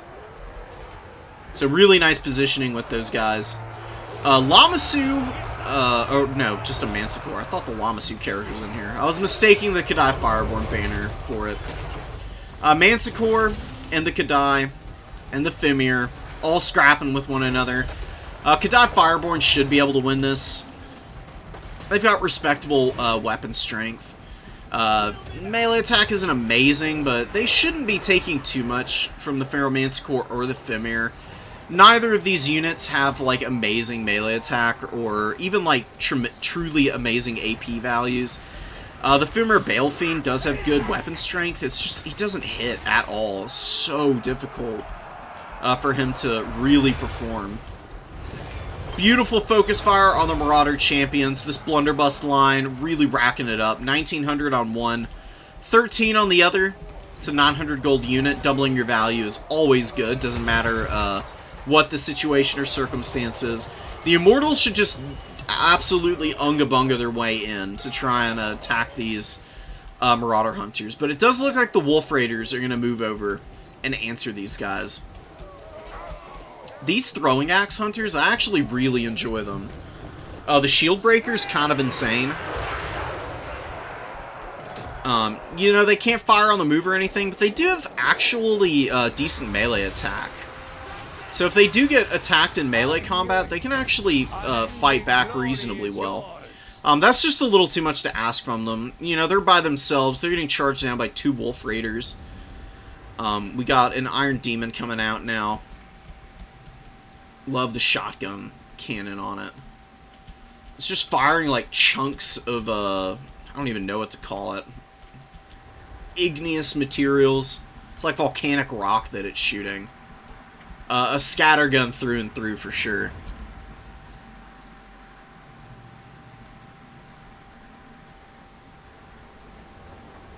Blunderbusses, dude. And the Blazing Beards of Basharik got some good value. The Sorcerer Prophet actually didn't do a whole lot. His Searing Dooms were okay. They were alright for Norsca on the other side. Wolfric just didn't get many opportunities to cast Sea Fang. And he got bullied in the mid by the blunderbusses. I do like Fimir. I don't think you should overcommit to them, though. Just one. I really do think the Miststalkers is just all you need. And this is definitely a tough matchup for Norska because of all the fire damage. I mean, there's not really any way around it either.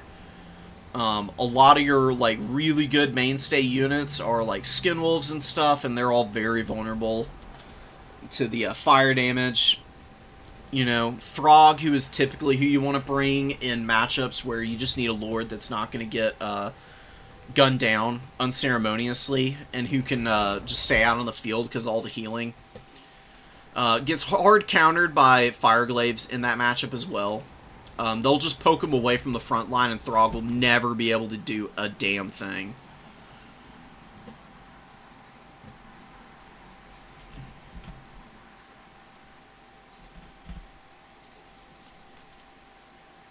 Alright. One sec, let me check. Bracket. Drink some water.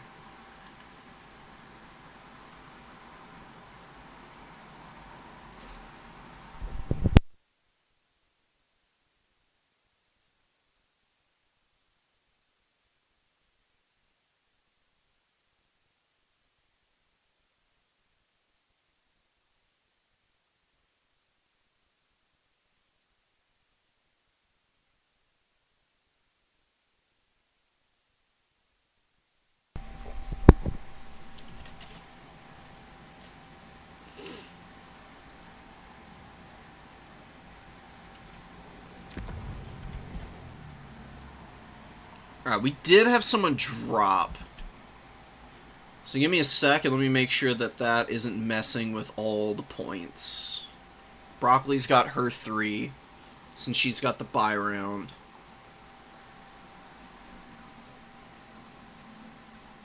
Alright, and everything actually does look kind of set, so that's nice.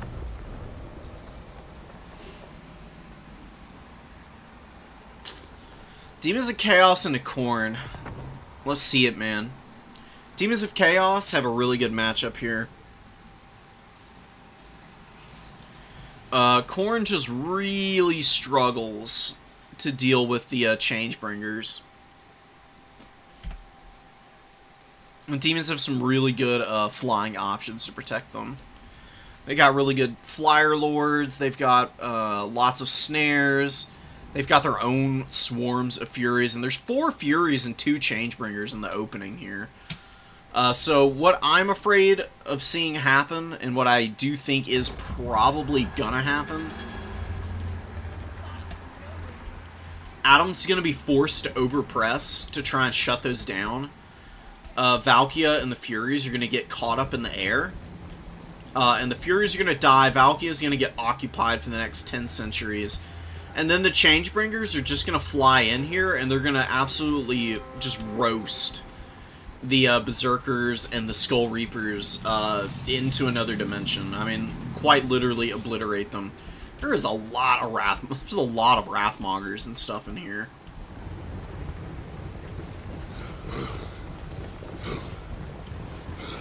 These guys, their breathing creeps me out, man. Weirdos. But, you know, they're enthusiastic for the Blood God, and I gotta respect that. So, fight kicking off up in the air here. Landing on the ground, it's actually kind of smart, and bringing the Blood Reapers over to try and get some of these Furies. Honestly, I would just drop a Sleipnir in this, because Sleipnir would actually do some pretty good damage to these guys. Changebringers opening up, but they're very inaccurate because of the trees. Valkia jumps up with Demon Shield to attack the Changebringers now. She did drop a Sleipnir. Really, actually didn't do as much damage as I was thinking it would. I mean, a decent enough amount. I just thought it would actually kill some of the Fury models, but what do I know, right? Alright, well, that wasn't the end of the world for Adam. Did a pretty good job of dodging most of that damage, in fact. And the Changebringer's running for their lives as Valkia is trying to catch them, but she is slower than Furies. Furies do kind of catch her. And now they found a Wrathmonger, and this is going to be game, set, match for this poor unit, man. They are going to just die in record time. I mean, Changebringers are exceptionally strong against monstrous infantry. And, you know, that's pretty much quite literally what these guys are. Oh my god.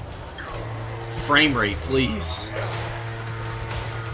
The cascading brilliance of the Changebringers is a little too much for my computer to handle, apparently. They're trying to shoot Valkia, which is a pretty good use of their time. She's one of the few threats to them. And I'm really glad we did ban Pavane, because WMW could just be throwing Pavanes down on Valkia to force her to land somewhere, and then the Changebringers could just, you know, finish her off, basically. They've used quite a bit of their ammo, not like the most value in the world, but now that they're hitting the Bloodwake Berserkers, that's going to really change. I'd have probably just thrown up the Marauders, and then just kept everything else in the trees, and maybe just build up on the ground with, like, Flesh Hounds to really, like, rush your opponent's few ground units. Wait until, like, the Bloodletters and the Festering Stooges and Nurglings and the Flesh Hounds are, like, moving up to the points, and then throw your infantry out. Because they're just getting killed before they can really even get into combat by these things, man. Really rough for Khorne right now. Only about 1,500 value on each of them, though. This one actually not getting very cost-effective damage done. They should stop shooting here, and they should hit these Minotaurs, honestly. Them trying to fire at max range is really where they get wildly inaccurate, and they just spray everywhere and don't actually hit anything. But despite the semi-lackluster value on the Changebringers, I do think W is in a pretty dominant position because has killed both of the Wrathmonger units. And Skull Reapers are fine. They're, like, acceptably strong. They do tend to struggle to provide their full value, and up trade is the big problem. Wow, Changebringers get thrown into combat. Big mistake here. Never, ever, ever do this. They probably didn't have guard mode on, and that's why they flew down in there like that. I do get back up in the air, and now they're getting unsummoned. That's going to be about 600 gold back. Yeah, a little bit more than 600, in fact. The other Changebringers chilling here need to be unsummoned. They were getting unsummoned. I don't know what stopped them. Sometimes it's a little funky. You never know what the small issue might be. Minotaurs maneuvering around. Valkia just fighting against hordes of Furies, man. Doing her best, you know. And the Fleshhounds, Nurglings, and Furies swarming over this poor Forsaken unit. It's ground out about 500 value. Does break, though. Some more Furies coming in a little too late, and the Skull Reapers and the Minotaurs are really going to need to carry here. Oh, the Gloom of Flies going down. Activating for these guys, giving them the terror and the extra melee defense. Minotaurs just not going to be very effective here. Furies get on top of this other Changebringer and do kill it, which is nice. No rebate on that. Adam, despite all odds, with being just horrifically hard countered with the early build, is actually doing a great job here of staying close in this game. It's definitely not over. I mean, still holds all the points right now. Is doing a pretty good job of wearing out some of these Bloodletters. Exalted Bloodletters will be a little bit more of a problem. Skull Reapers just didn't get their value back. Very sad. I love these guys, but they do need some kind of a buff. I don't know what it is that they need adjusted. Maybe they just need a little more HP, or maybe a little bit more armor or speed or something. I mean, on paper, they're actually what looks like an incredible unit. In practice, though, they are just a little bit too expensive. Valkia is just still fighting. The Herald just hanging out on the ground, continuing to pop magic. Just enfeebling foe over and over again, which is honestly a pretty good spell to use against Khorne. Lowering melee defense and melee attack. You know, it doesn't last too terribly long, but is crazy cheap at 6 wins of magic. Fleshhounds just ruining Marauders on the flanks. The much more mobile build is slowly wearing out Khorne just because even though the value isn't really that far apart, being able to get up on the points quicker and get where you want to go faster than your opponent does mean that they're just constantly a little bit behind the curve. So as long as you keep it reasonably close and you don't leave your opponent to just like grind out a ton of value in one particular like area of the battlefield, there's no reason a more mobile build shouldn't be able to win, especially against something this infantry heavy. And the Furies, 1,000 value on them, dude. I love Furies so much. There was once a time where they were terrible and absolutely useless, and that day has come and gone. They have been a very meta-defining unit for quite a while now. Arguably to the point where maybe it's time to think about toning them down a little bit. Just for the sake of mixing it up and maybe making Fleshhounds a little bit stronger would be kind of cool. Because Fleshhounds are definitely a respectable unit. I do think that they're worth having for Khorne, Demons of Chaos, and in most matchups, at least like 1 or 2, just for the mass. And weapon strength, they're really good against like chaff units. Cycle charging them to death is a great use of their time. But they can struggle because of their mediocre leadership. They don't have a frenzy like Furies do. So after the charge bonus wears off, they can be a little bit lackluster in prolonged fights.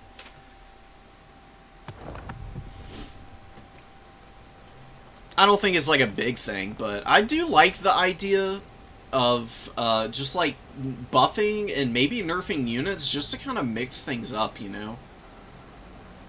That way the game is always kind of fresh. I mean, you've got like just insane number of units across the entire game's like roster spread. I mean, there's got to be like 500, 600 or more plus unique units in this game, which is kind of unheralded in Total War's history.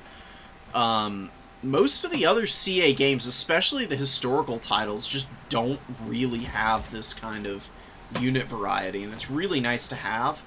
It would be cool if we could, you know, use all of them and have all of them be strong at some respective point in time.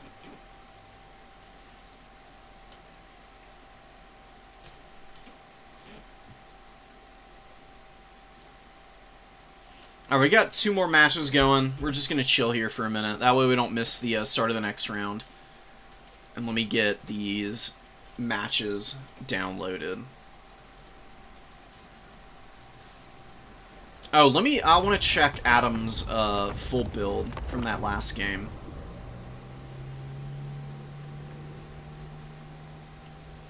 Lots of Forsaken. I don't think the Gorby's Chariot's ever gonna work. This unit has to get buffed. It's too cumbersome for a chariot. Chariots have got to be responsive to be useful.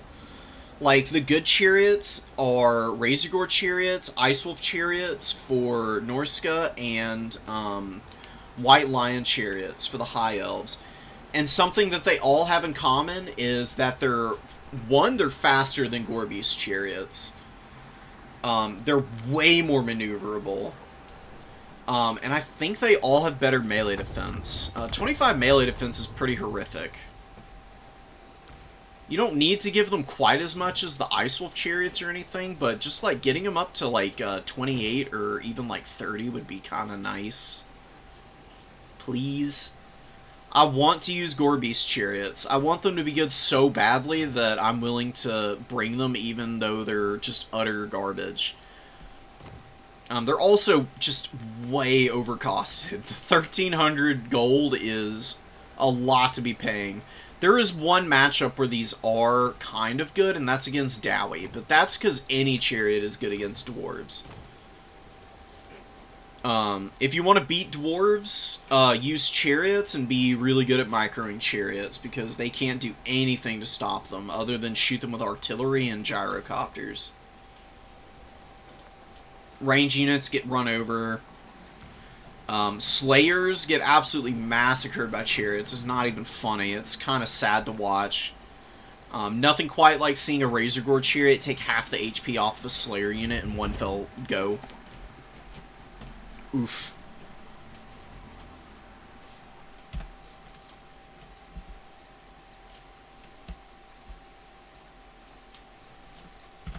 So, you can use them there. Otherwise, I would avoid Gorbeast chariots like the plague. Get them up to 70 speed and make them accelerate and decelerate and change their turn radius to be a little bit better.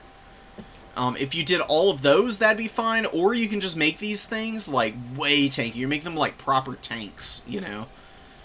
Like, give them another, like, 10 melee attack, and then buff their melee defense up to, like, 30, and then maybe they can just, like, kind of bulldoze in. And even do, like, decent damage while they're in combat or something. So they got a ton of armor. So, like, theoretically, they should be good at, like, smacking in against chaff units at the very least, but, you know. It's one of those pipe dreams, I think. I don't know if CA's ever going to adjust these guys. Chaos Chariots of Khorne are actually okay, though. They're, you know, substantially cheaper, 450 gold cheaper. They're honestly not even all that far off from what a Gorbeast chariot offers. They don't have the same weapon strength and AP, but they got like a similar amount of armor. They've got the same leadership. They're actually fast and maneuverable, so their lower mass actually doesn't really even feel all that much worse. Because the problem with Gorbeast chariots is they take so long to build up speed that they, like, collide into units and then immediately stop.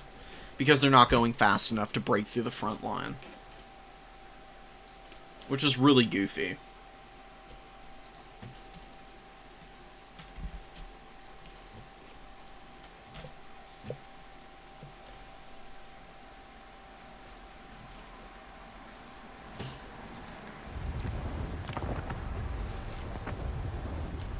I'm getting antsy. I'll chill here. I'll drink some of my coffee. We'll have a nice little intermission while we wait for the last game. Oh, and speak of that, it's actually done, so let's go ahead and advance it.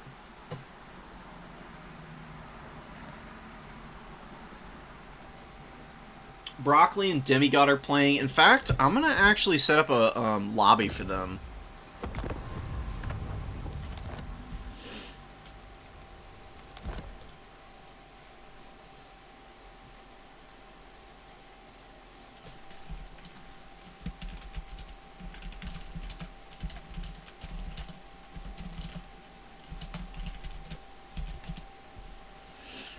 And where is Demigod?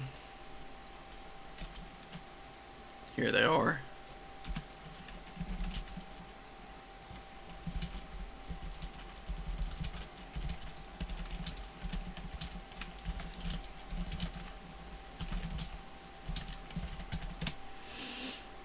Is Broccoli gonna win another tournament?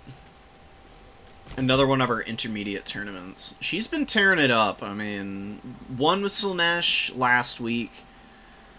Some would call it a fluke because she was playing Slaanesh and Pavane wasn't banned, but I don't know. Based on her performance so far in this tournament, I don't think so at all.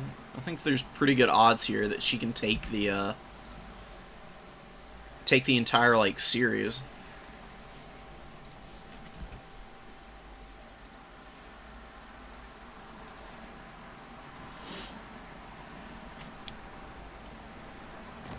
Alright, we'll wait for whatever map they're going to be picking.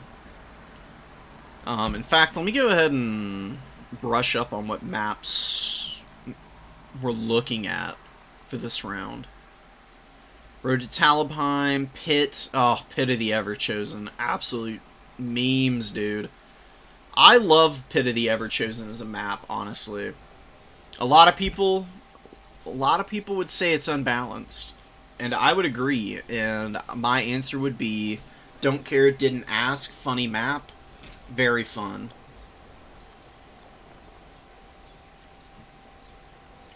It has been changed a lot from the initial version. I think that the biggest change is one that makes the most sense, which is that the middle hill, which has the big chaos pillar, is actually a flag now. That was a good change. I kind of miss having the summons be all the way around the map. I think now they go like 3/4 of the way around, and each side has like a semi-safe area to spawn units from. But it makes for some absolutely insane scenarios.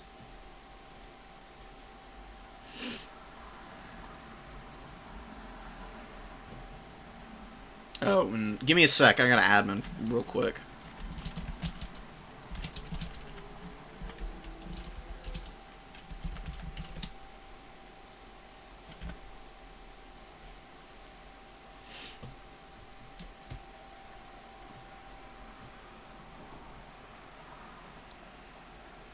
So W and Pizu are playing again. Is there anybody who it's worth swapping out? Who's Wessel playing? Wessel's playing Pont. They both have 2 wins.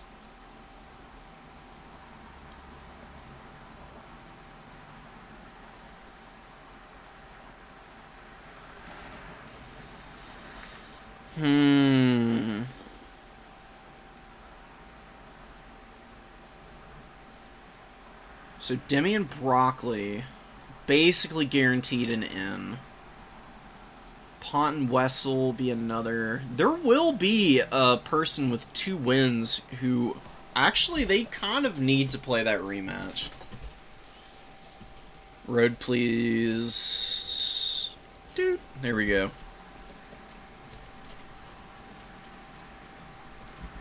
Okay.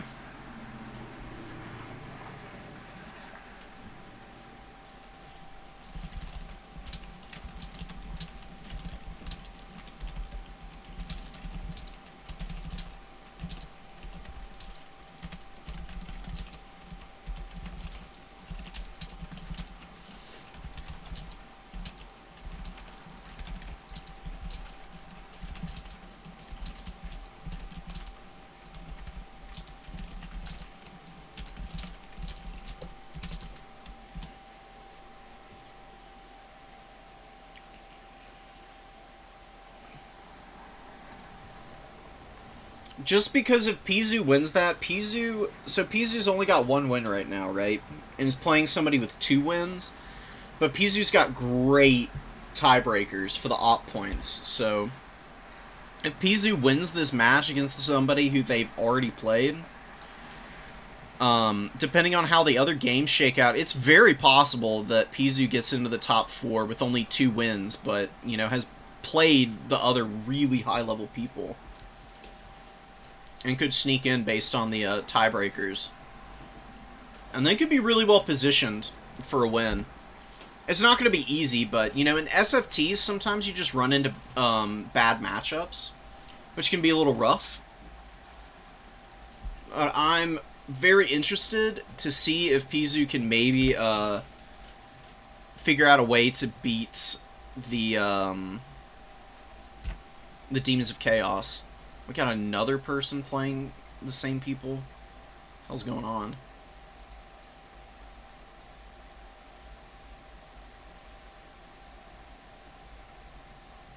Oh, they did.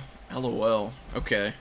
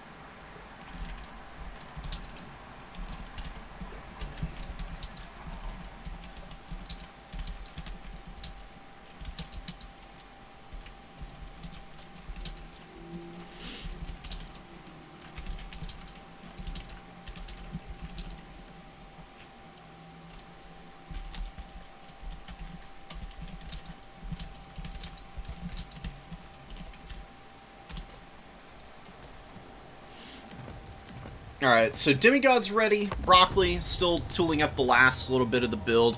Tzeentch is just very tricky, man. Very fitting for the Chaos God of schemes and shenanigans. They can, so here's a thing, alright, with some of the bottom factions, right? Like Tzeentch, High Elves, Dark Elves to some extent, Nurgle a little bit as well. Nurgle's a little bit less like, Nurgle doesn't have quite the same level of, like, archetypes to their builds as what I'm about to describe for the High Elves, Dark Elves, and Tzeentch. Where these factions may not have, like, the best matchups overall, they do tend to have some very dominant matchups that they play into. And in addition to that, they also have builds that skew very heavily one way or the other. Like, fully committing to a very particular, like, selection of units for Tzeentch, and, like, cleaving very closely to overteching into, like, a particular build counter can really work out for you, because your opponent can come in and just not have the answers to beat you. Like, you bring, like, double Changebringer, you bring a Snare, and a bunch of snipe magic, and what is your opponent going to do if you go after their lord? They might not be able to do anything depending on what they brought. Or you can go crazy wide with just hordes and hordes of, like, blues and pinks, kind of like what is happening here, and your opponent has a bunch of skirmish cav, and then Kolek, and not enough to clear it all out, I might think here. We'll see how Broccoli plays it. This could be a little tricky, though. Like, the blues and pinks are going to be pretty nasty against the Horseman Corps. There is a Soul of Damnation. It's arguably, though, not nearly as effective against the blues and pinks as it would be against other units, because its first shot is always going to have to get through the shield, which means that it's wasting a little bit of ammo no matter what it's shooting at. And then it's also pretty reliant on its explosion radius, which is pretty compact, to do a lot of its damage to infantry. And these guys are actually very spread out. So while it will kill, like, you know, 6-7 models at a time on blue horrors and pink horrors, these guys are only 500 and 700 gold apiece, and it will take quite a while for the Soul of Damnation to get through them. There is a good possibility that it does not value trade well in this game. It can shoot A-Cold and Village, though, and that's probably what I would be doing here. Village didn't bring Blue Fire, only has Pink Fire and Infernal Gateway. I mean, if the Horsemasters get within range of Village, then Pink Fire can do some good damage. Infernal Gateway, though, I don't know if it's really going to have, if there's going to be a whole lot of success with it. It's just not really targets for it, and as good as A-Cold and Village are in a little foot goon squad together, Kolek is the kind of character who can absolutely tenderize both of these characters without too many problems. And he does have Fleshy Abundance support, and there's also Rancid Visitations. Village might just get completely destroyed here. And Blue Horrors can do some pretty good damage to big stuff, same with Pinks. But Kolek does have a reasonable amount of armor, and he's got 35% missile resistance at base, which is an appreciable amount, especially against units that don't have a lot of AP. Beautiful shot coming down, just nailing these horsemen. They got really blobbed up there for a sec. Oh, and Broccoli's skirmishers coming in, getting some really cost-effective fire in there. One of these Marauder Horsemen, yeah, does break because of the artillery and take cover debuffs going down on them. I would just keep chasing here with the Horsemen. You could definitely chase both these guys off right now. Tzeentch is going to have to bring stuff out to try and save these guys if they want their Horsemen on the field. Something got summoned. Oh, it's Broccoli. 2 Forsaken, good call. Very good call. Centaurs of Tzeentch come out, and the Horsemen, oh no, this Horseman might get countercharged. Beautiful reaction at the last moment.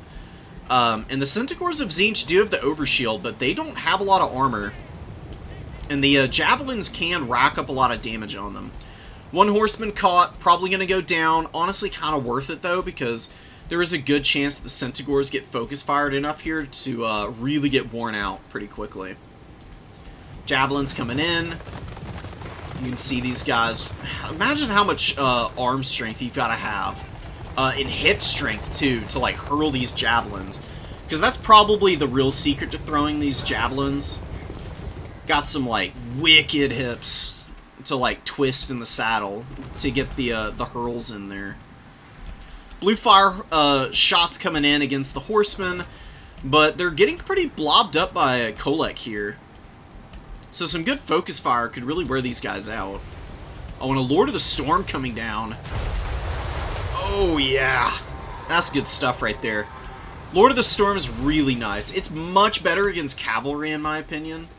But using it there is not bad. I mean, it's going to wear out these blues pretty nicely.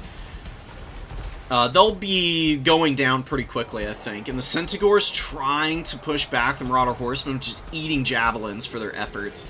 And here comes the Infernal Gateway. Oh, Broccoli doesn't want to stop here. Needs to get all the horsemen out. But you can see it's just not doing enough damage to the horsemen like it would be to the Forsaken. Forsaken would be a much better target for it right now. Kolek is pretty beat up. He hasn't gotten a lot of value. We do have Screamers flying in to try and save Kolek. Or, I mean, sorry, to save Village from Kolek. Not sure how successful that's going to be. There are Hellstriders in here. The Forsaken are going down, though. I've been worn out pretty badly by the focus fire. Broccoli is doing pretty fine. One Forsaken is getting attacked by Centaurs. Horsemen continuing to kite around and win the trades versus Tzeentch's units. Some Chaos Furies back here. What did they kill over here? They kill a horse. Oh no, they killed the Soul of Damnation! Oh, I was wondering why it wasn't shooting. Oh, that's such a big loss for Broccoli, but maybe it doesn't matter. Still has a decent lead here. Kolek has really gotten his ass handed to him, but Village is routing and on the way down, and Akel's just getting trampled by the Mountain King right now. Or the Mountain God, actually. My bad. Way better than just a regular old Mountain King. Hellstrider's getting pushed back here. Not getting a lot of value right now. Lord of the Storm, kind of a waste, honestly, unfortunately. Would be better if he could hit the Centaurs. But good Horseman micro with Broccoli. If Broccoli can just wear out these remaining blues and pinks, she should be alright. Village is still getting hounded down. Really nice pursuit here. The horse character, the Chaos Warrior, or the Chaos Sorcerer, I should say, chasing down Village here, pops a Rancid Visitations. Yeah, damage sustained is looking pretty rough. I don't think Village rallies here. 123 HP is a little bit too much to ask from him. I don't see him coming back anytime soon. Hellstriders intercept the Centaurs, Screamers, routing. Kolek is routing here. He will rally, though. And then he just needs a Fleshy Abundance, and he'll be fine. It'll get him up to about 2,700 HP, I would guess. Which is more than enough to be able to hang in. And get some decent value. Now, Village, if he routes off, is arguably not that big of a deal for Tzeentch, because losing their Lord to route off of the field means that the leadership penalty will wear off eventually. It's a couple of minutes, maybe a little bit longer. I'm not entirely sure how long it is exactly. Oh, but Village rallies. No freaking way. You gotta be kidding me. Flank secured, and he's gonna jump into the woods here. Oh no, but then he randomly breaks. Come on, dude. What are you doing? He thought about it, and then he decided, nah, I'm done. Get me out of here. Get me out, coach. Oh, beautiful sandwich. The Horseman, very tattered unit, intercepts, and then the Furies get a rear charge onto the Horsemasters here. Broccoli could be losing these two units because of that good surround. Wow, and Village rallies one more time and drops the Infernal Gateway on top of the Horse Masters who are pursuing him. And he does shatter, though. Still slowly routing off. Arguably still not that big of a deal for Tzeentch. What's going on back here? Kolek still hasn't gotten a heal. No. The enemy has slain our I would actually imagine that the reason Kolek's not getting healed right now has to do with just the amount of magic that's coming in from the reserves. It's just a trickle. It's pretty slow because there's no arcane conduit for this guy. What you have is what you got to work with, and that can be slow going at times. One of your units has been destroyed. Horseman running. The Fury actually crumbles out there. Wow, they were really not that beat up. I mean, the Horseman had done a decent amount of damage, but jeez, that sucks, dude. Oh no, Changebringer's coming to get Kolek now. Kolek gets his heal. Oh, he's got to dodge this. Oh my god, brutal damage coming down on Kolek right now. He's such an investment, and there's nothing to stop the Changebringers right now. Oh my god. Changebringers are going to clutch this game here. 100%. Demigod just lining up free and easy shots on Kolek here. Brutality. Oh my god. He got a heal finally, and it just immediately gets wiped off the board. So, Broccoli losing Kolek here, and I would imagine that a lot of these Hellstriders are going to rout pretty soon. Just because they're pretty beat up. One's already going. The other's charging into just a horde of infantry who are honestly holding pretty nicely. Pink Horrors are not incredible in melee combat, but they're pretty respectable for a hybrid unit.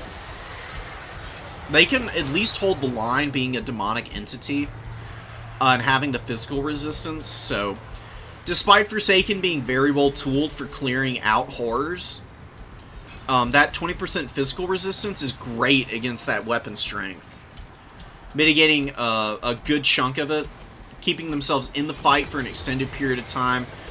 Changebringers just wailing on the Warriors of Chaos positions. Forsaken getting rolled. More fire coming down.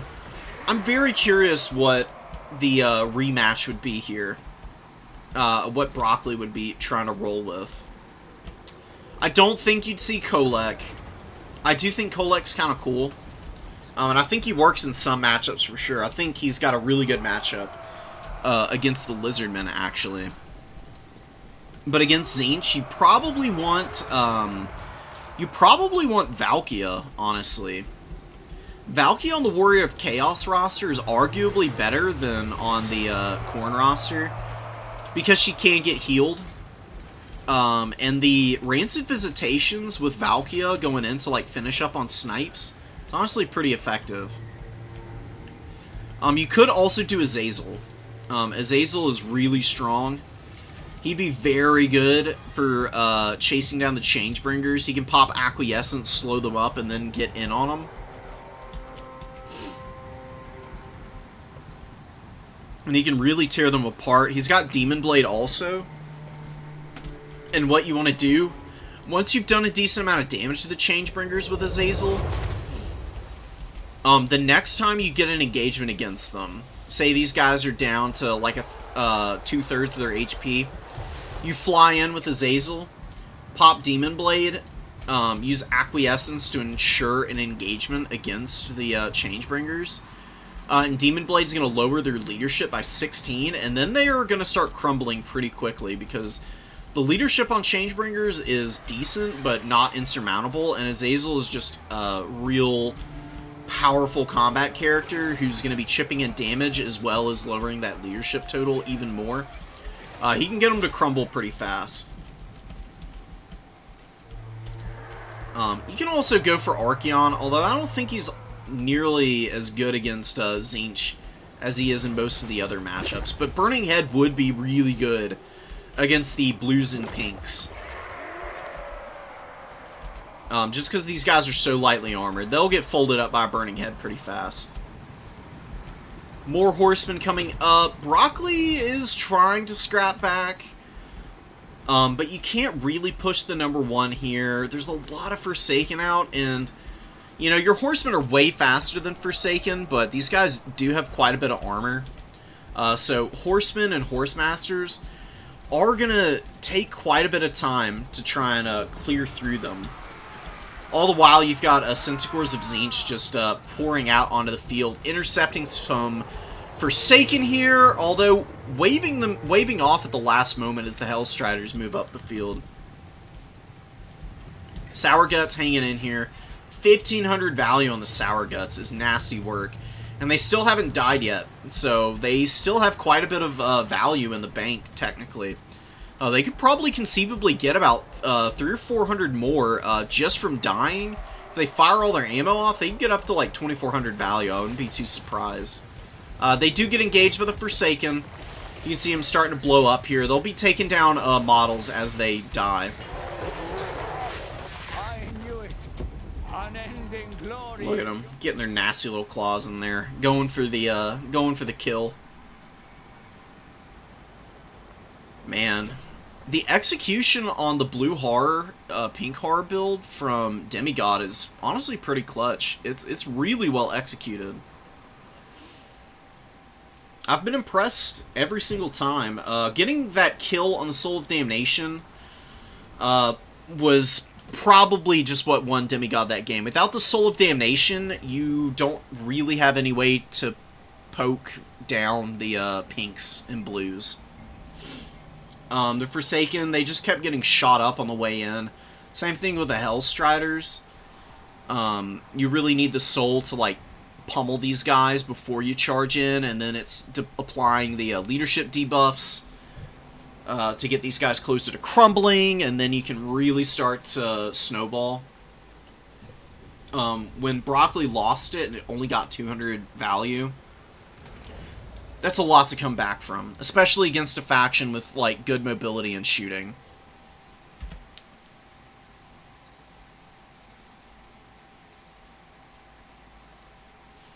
Oh, what's going on with the, somebody drop?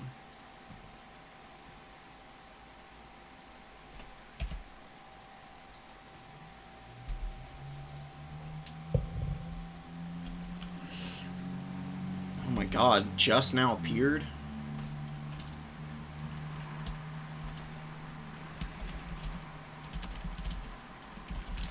Alright, we got a really late starting match. I'm gonna make a lobby for them, at the least, so everybody can watch.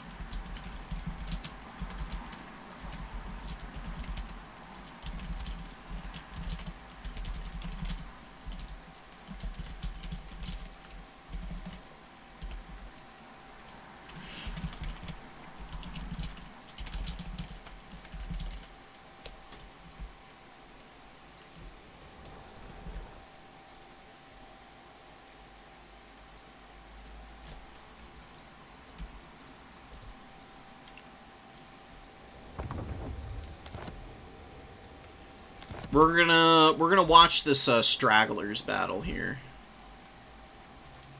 because they're both really close to top 4. I'm willing to, you know, give them some extra time. I've been a little slow this tournament, so I would love to give them the opportunity to just, like, play it through.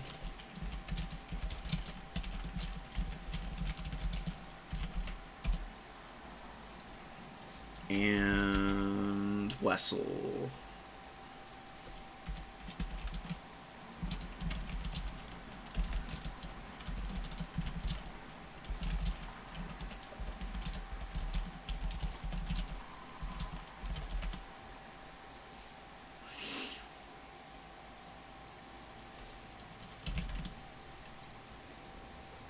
Cool.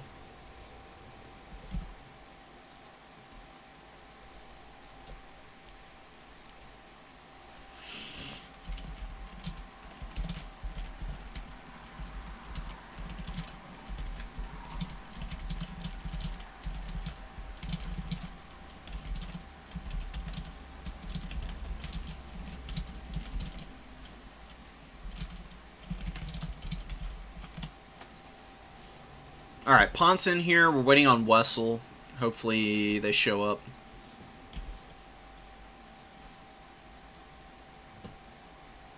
coming in. Mistook Changebringers for Doom Knights. Yeah, some of the icons can be a little hard to read at times. It's understandable. You didn't really have an answer for them, though, regardless. I like the build, Broccoli. I love Kolek. I don't think he's very good against Tzeentch. Lizardman is like the ultimate Kolek matchup. He just bodies, like, literally every one of the lords, most of the monsters. The only thing he doesn't beat is the Feral, not the Feral Saurian, but the Shredder of Lustria. And even there, he can scrap reasonably well. There's like a couple more. Double Horsemen. Horsemen are okay against the Changebringers. But if, like, what your opponent brought was, like, pretty well suited for supporting the, Changebringers against the, Horsemen. I wouldn't be relying on just Horsemen to try and kill the Changebringers.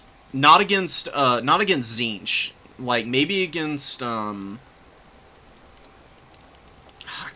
mean, against Demons of Chaos is probably even worse. I don't know. You didn't really have a great way in after the Soul of Damnation went down. They had such a range advantage, and they still had so many good units on the field to really, like, hammer you on the way in. Even though Village was gone and he didn't have the Vortexes available, just good, like, concentrated fire is kind of what did you in on that one. You played it really well. Just losing the Soul of Damnation is always so much to come back from. It is insanely difficult. What map are they playing? Cool, and Pizu sent us a couple more replays. So I'll hang on to these. I do have errands and chores I gotta do once the actual, like, tournament and top 4 and finals and everything is done. But I'll go through and I'll cast all of these replays. I'll probably just do some standalone videos because that's always pretty easy to do. It's fun also. Don't worry about it, Broccoli. You have no idea how much it happens. It happens to me all the time. You know, when you bring the Soul of Damnation, you're, like, so used to having it in just, like, the perfect positions. And just juggling it super well and always being aware of where it is and what it's doing, that sometimes you just kind of leave it open a little bit too long. And you remember exactly why you have to defend it so vigorously. Because the crew really is squishy as hell. Yeah, they're unbreakable, but they just fall apart. Because there's only a handful of those Chaos Dowie manning it. You gotta protect the Fleshlight of Doom. You can't leave it undefended.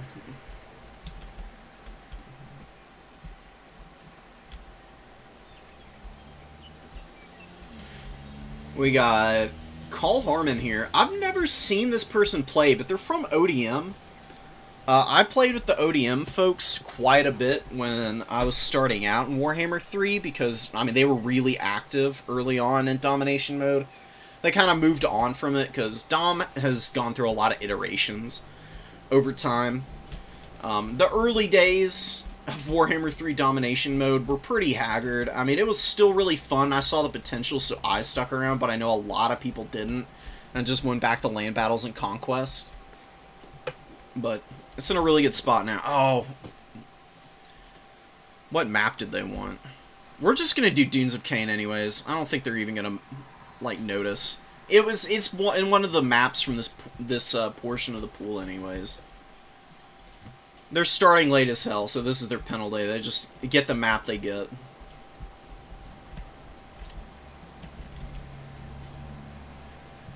Fire Sorceress with Flaming Sword of Ruin and Burning Head. Oh, and Piercing Bolts, too. Pretty cool. We got Malice. Malice is always fun. Pond goes for a lot of very off-kilter Dark Elf builds. Like, never brings the same thing twice, which is really fun to see. And this is a whack Nurgle build into the Dark Elves, honestly. Like, Chosen, 3 Chosen, a Chaos Chariot, The Cultist and the Sorcerer Lord, they're, you know, pretty meta choices. Just going to be running around together. I do kind of like the combo of these guys because of the armor sundering the Cultist provides. This dude's also got Filth Mace, which applies another armor debuff. Wow, they'll be lowering Malice's armor down to about 50, which is, like, okay, but still pretty weak. Once you're up over, like, 110 armor, you're really well protected from, or over 100, and you've got, like, 110, 120 armor. You're mitigating almost all of the base weapon damage people might throw in on you. But with both of these armor sundering effects nailing him, it might get a little hazardous for him to take any fights against the characters. It's going to come down to how Call takes the fights, though. Because that's, you know, there's practice and theory and then execution, right? You know, all of them function very differently. You have the theory of something, you go practice it, either against people you know or, you know, on ladder or wherever, and then you have to execute in these high-level tournaments. And, you know, it can get a little tricky. It can get a little tricky having to, like, constantly micromanage your abilities to take a fight against a character like Malice.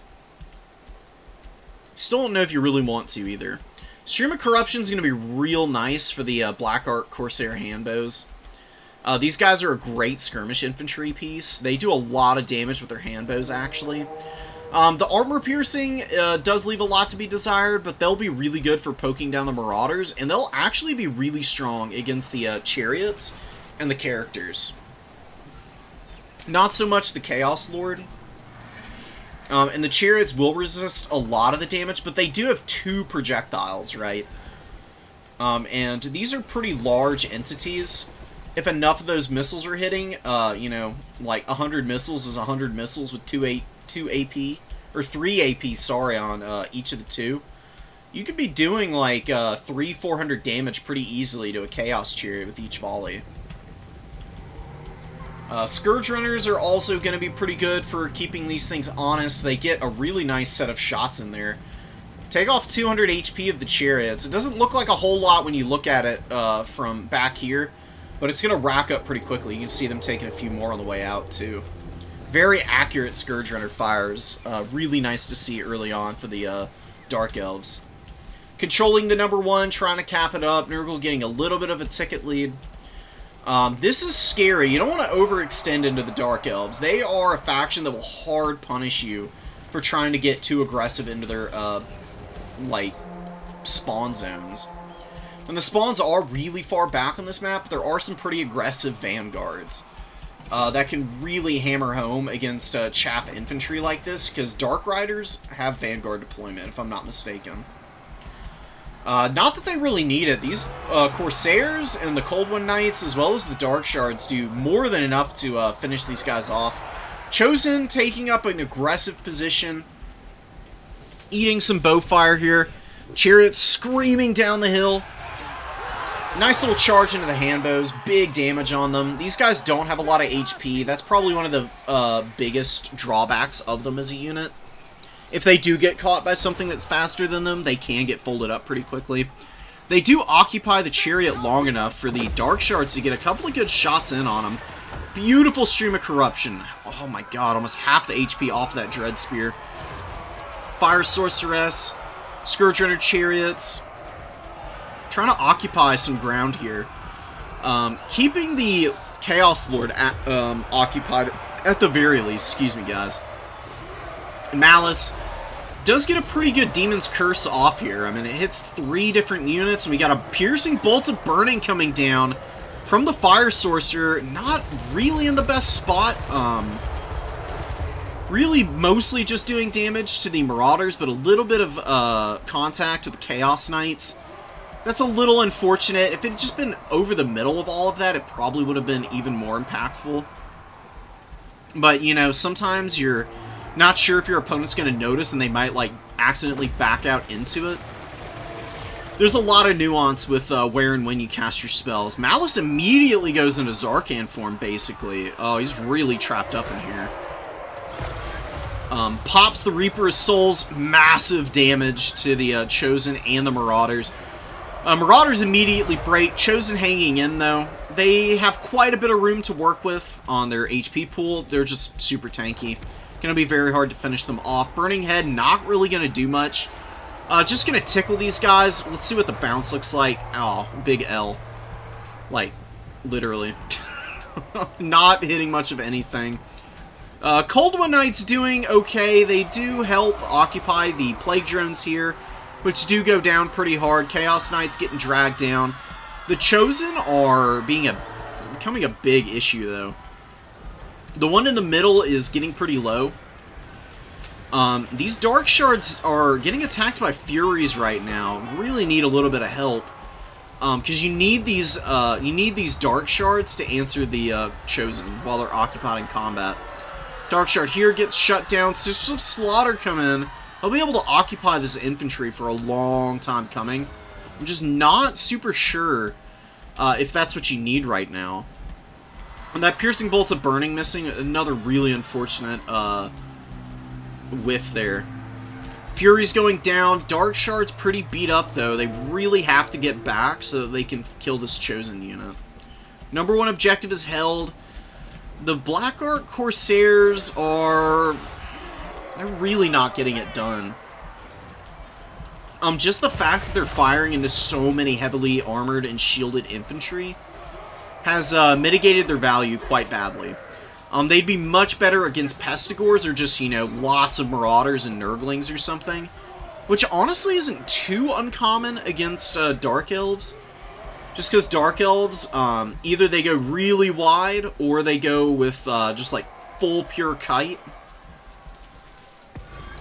And Punt was doing a variation on a kite build, but I think it was maybe just a little too slow, and the presence of all these Chosen was probably one of the bigger deciding factors in how inefficient the Corsairs have been, because they're a big, juicy roadblock that you just really can't work around effectively.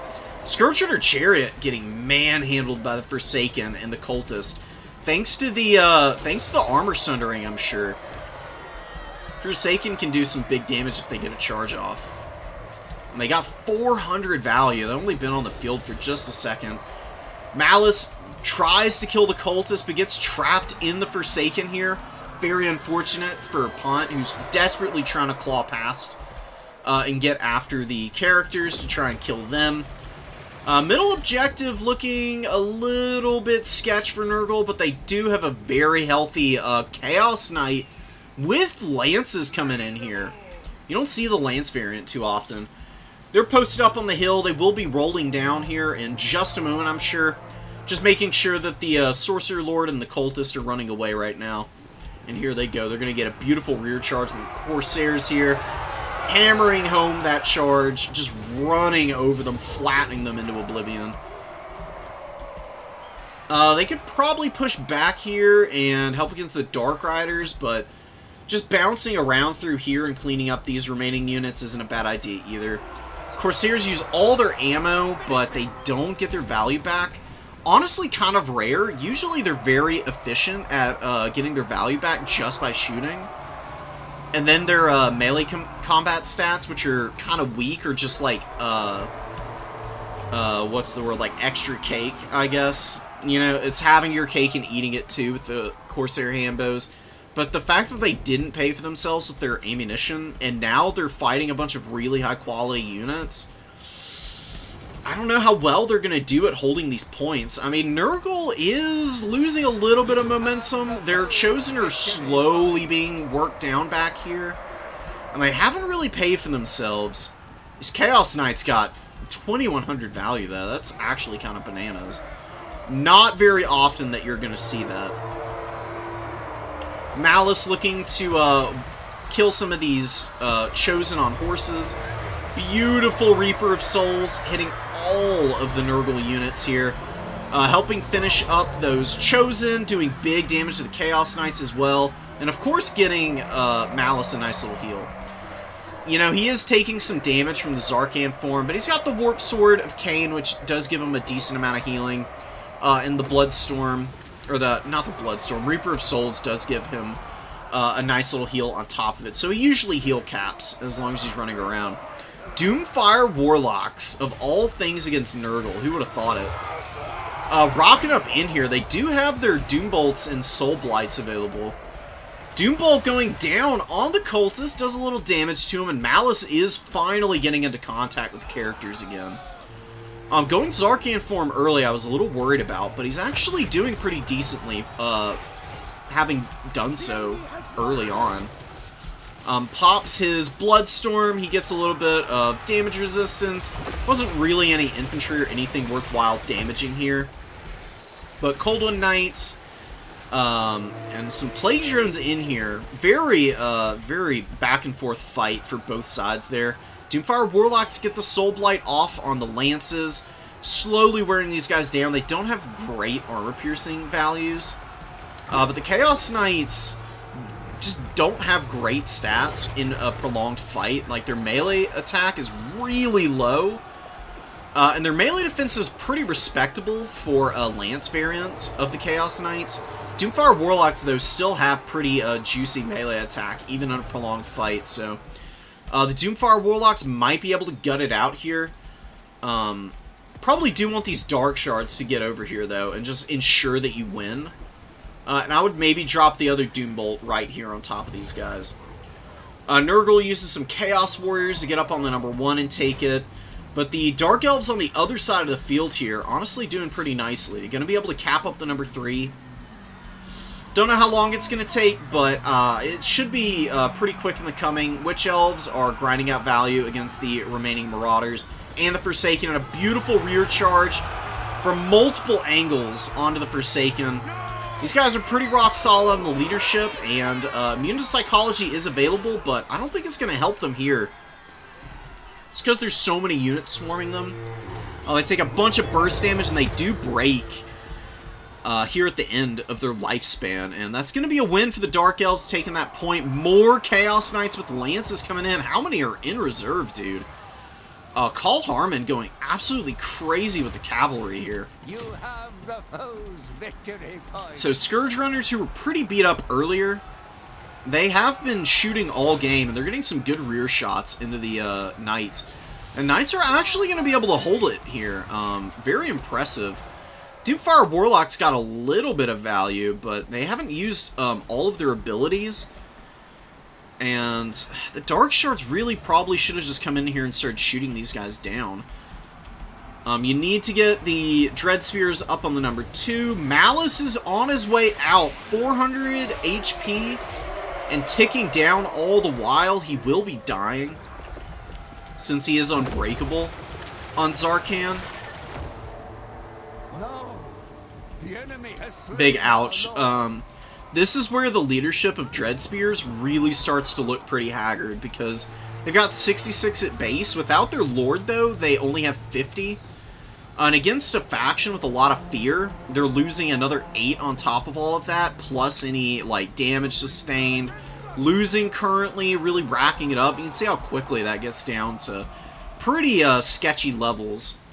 Plague Drones have been used very well. Call Harmon has been doing a great job with the very limited number of units available to him. Dark Shards do get some good shots in. Dark Rider's going to get a good rear charge here. I don't know if there's just so many Lances, dude. And there's more Chaos Knight Lances coming out here. They are going to delete this Witch Elf unit if they get a charge off on them. And the Witch Elves know it. Pont immediately microing these guys back. Pont just can't take ground. Every time Pont takes an objective and gets a little bit of momentum going, there's another big, juicy, expensive unit coming out for Nurgle. And they bring up some Marauders to hold this number 3, or maybe just to cap it while the Chaos Knights look to carry home the game here for Nurgle, and they should be in a pretty good position to do it. They just need to get this number 3 and hang on to it for a little while. It's so close to triple cap territory for the Dark Elves, but not quite. They are hanging in here. The Dark Riders and the Chaos Knights with Lances of Nurgle just wearing down the cold ones, dude. The Dark Riders are routing now. Leadership problems, rearing its head, and the Lances get over the crest of the hill, get a great downhill charge onto these poor Dark Shards. They're not going to be up to much after this. Scourge Runner Chariots have been great this game. They just haven't been able to carry it. Like, what are you going to do with just 2 Scourge Runners against this much mobility and this many heavily armored infantry units? Like, pushing down your skirmish line. Like, these guys have been able to perform so well, mostly because Nurgle has just been able to isolate the rest of the formation and really pummel them. And the Scourge Runners not being able to do enough damage at range to save all those units. And they can't really charge down Chosen, because Chosen and Nurgle are honestly pretty tough to, like, roll through with 1,500 mass because of all the poison and the slows, the number of units in the actual, or the number of models in the actual unit. These Chaos Warriors, just chilling on the point, man. Looking cool as hell, also. They look a little too clean for Nurgle Warriors, though, I will say that. That's one thing that I think could be adjusted for some of the Nurgle aesthetics, is make their units look a little grosser. Like, the Forsaken are suitably disgusting looking. But some of the, like, Chaos Warriors of Nurgle models just look a little too shiny for being acolytes of the Plague Father, in my opinion. We got the drones coming back in. This one hasn't seen much combat. The other Plague drone did get a lot of value, though. Some more Furies rolling up. Respectable value earlier at 400. More Nurgle Marauders, and they've just got a stranglehold on the outside points, and it's winding down here. The Dark Elves don't have a hope. They're probably going to lose the number 2 as well. Just too little too late for a late game push here. Sisters of Slaughter didn't really get that much value. Coldwood Knights have also been dealt with pretty effectively. I'm pretty surprised at how well the Nurgle Lance Knights did. I mean, this is the second summon of these Lance Knights. They got 1,500 value both times around, which is damn impressive. One Chosen paying for itself and a little bit more. The others were a little mediocre, but they just took ages to kill. They soaked up so much aggro and attention from the Dark Elves that it really allowed these Lance Knights to kind of dominate the mobility game. Just 2 Coldwood Knights not able to handle their counterparts there. Scourge Runner Chariots were great, like I said. The Doomfire Warlocks, they did pretty respectable damage, but the problem was they didn't, when they fight, they didn't use all of their abilities. And the fire magic left a lot to be desired. It was not as impactful as it needed to be. There were a lot of missed piercing bolts. Burning Head was also misused on some Chosen. It was a very scrappy game, though. Call Harnan just had a really solid build. Executed it very cleanly.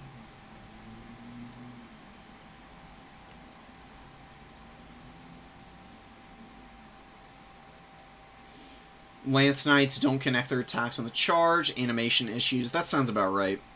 No Summon Cultist is crazy. Really? I mean, do his items and everything not charge up the army abilities really quickly? I know that one of the problems with Nurgle right now is that compared to the other Chaos factions, their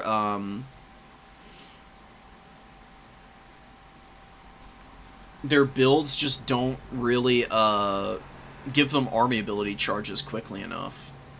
So you don't get nearly as many like Fecundities or Curse of the Slugs as Khorne does their army abilities, or especially Slaanesh, who just charges them up and eats units like candy on the retreat. Slaanesh just always has army ability charges, it seems. Maybe they could like look into rebalancing those. It'll make a big difference for factions. factions with good army abilities tend to be pretty good when it comes to their win rates. Like Ogre Kingdoms and Slaanesh, both pretty high up here. Ogre Kingdoms just have matchups where they just absolutely raffle stomp certain, like, factions, but they've got a few factions that do the same in return. Slaanesh and Vampire Counts, the two biggest ones. Beastmen also pretty good against Ogre Kingdoms. Anyways, let me go do some admin work. Super boring, I know. But definitely a necessity.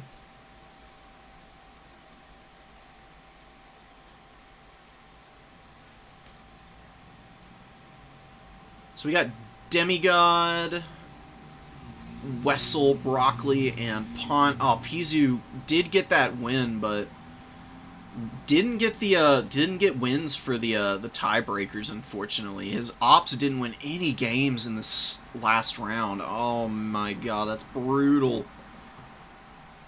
Oh yeah, because Broccoli lost.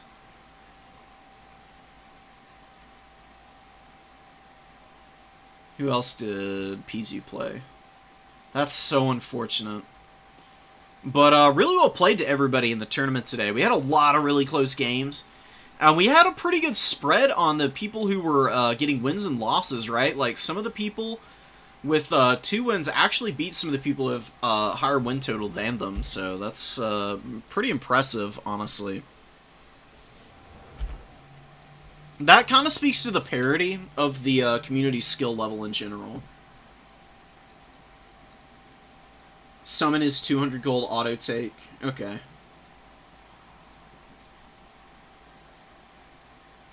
And what would you run into Dark Elves as Nurgle? I don't know, ask Broccoli. Broccoli will have a better idea. I would imagine you want to bring the Noxbringer in that matchup.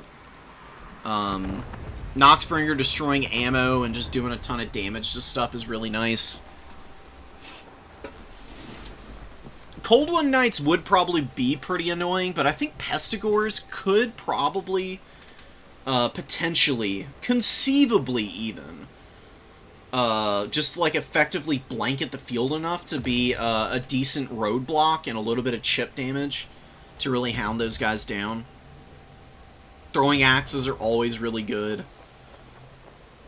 Especially the Nurgle throwing axes, because they have a shield and more HP, so they're much better at trading at range. Especially when they get passive heals. For everybody asking questions in the Discord, I do see them. Checking into it as I'm talking right now. Just going over it, trying to make sure that everything is looking kosher, I guess, for lack of a better word.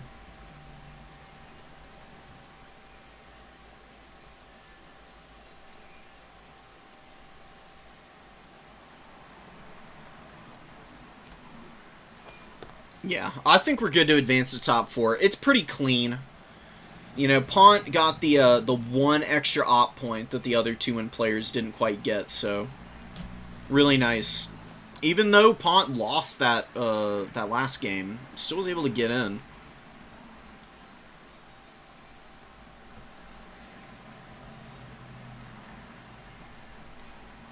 Yeah, alright, alright.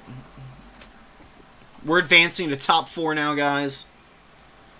And give me a sec while I announce it. Legatus did... Yeah, okay, cool. Legatus does need 1 Swiss point, though, for a bye round.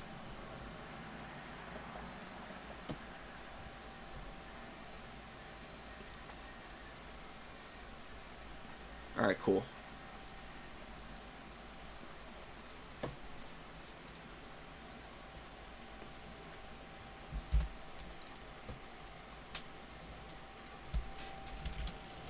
Alright.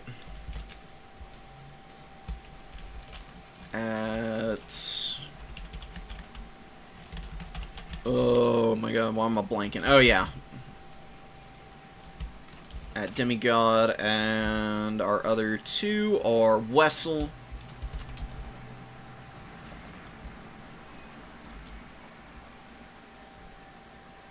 Wait, what?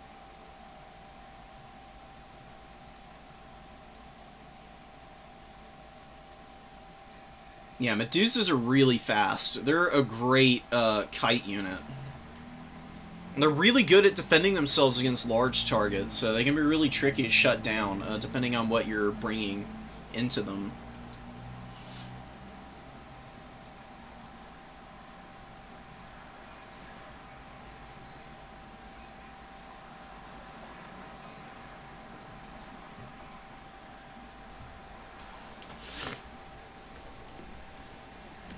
The build you're describing, Broccoli, isn't too totally dissimilar to what Dark Elves do to Khorne, apparently.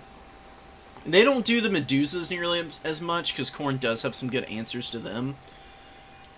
But, just like Max Kite.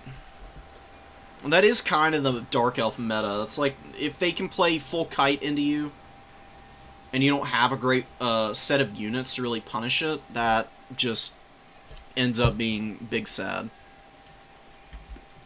What map do y'all want to play? Have y'all done the map bans yet, by the way?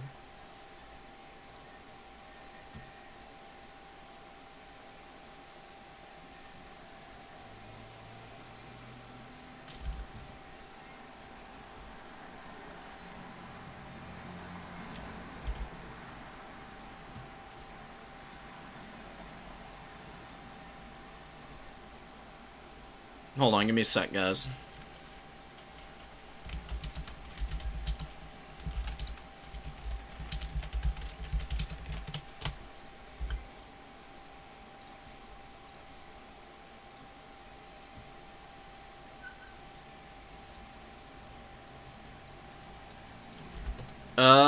I'm messaging Call right now. I don't know why they're not responding. They're just like readied up and in their own zone. They're just in the zone, man.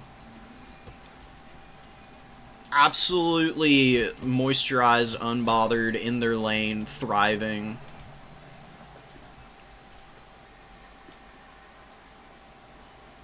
I'm gonna ping him a few more times.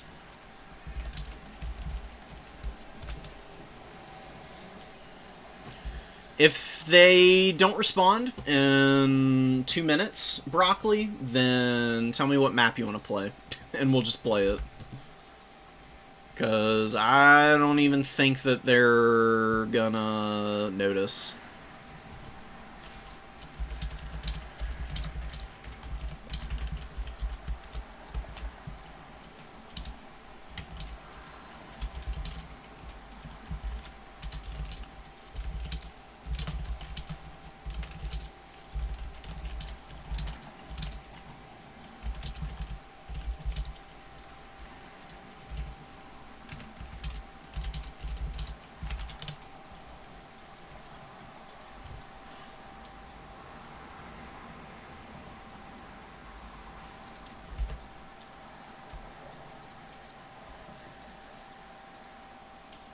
Oh, okay, it's gonna be dunes. Alright, cool, cool. So we get Dunes of Cain again. It's a cool map. It's one of the funner new ones. I really like it. It's pretty well balanced. It does tend to favor some of the Vanguard factions a little more because of how aggressively far forward they are. Because while the objectives themselves are pretty close together, the normal spawn zones are pretty far back. They're way, way back on the edge.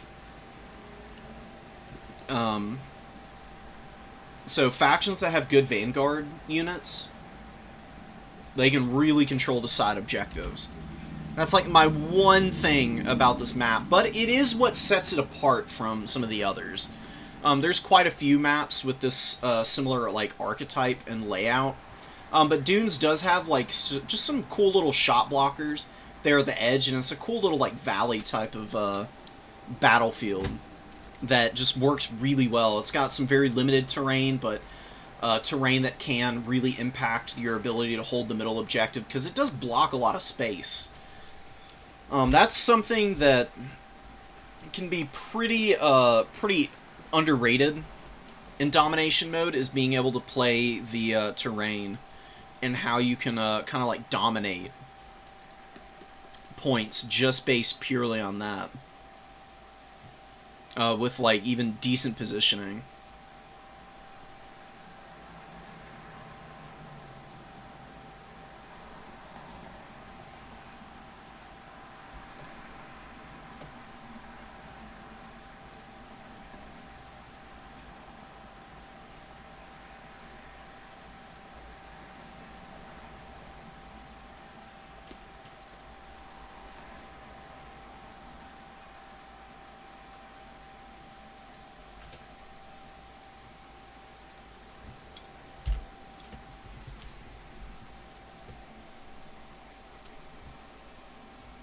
Welcome, welcome, folks. I hope y'all are all doing good. It's been a pretty good day for the tournament. Had a lot of really good games. Got lots of replays that I'll be going through the rest of this week. I still got some from the last intermediate tournament to cast as well. I haven't really had a ton of time. Yesterday I ended up playing a bunch of high elf games because, you know, I got bored and I had a hankering to play, and it had been a little bit, and they've been a very fun experiment. I'm actually turning into a high elf main, I think.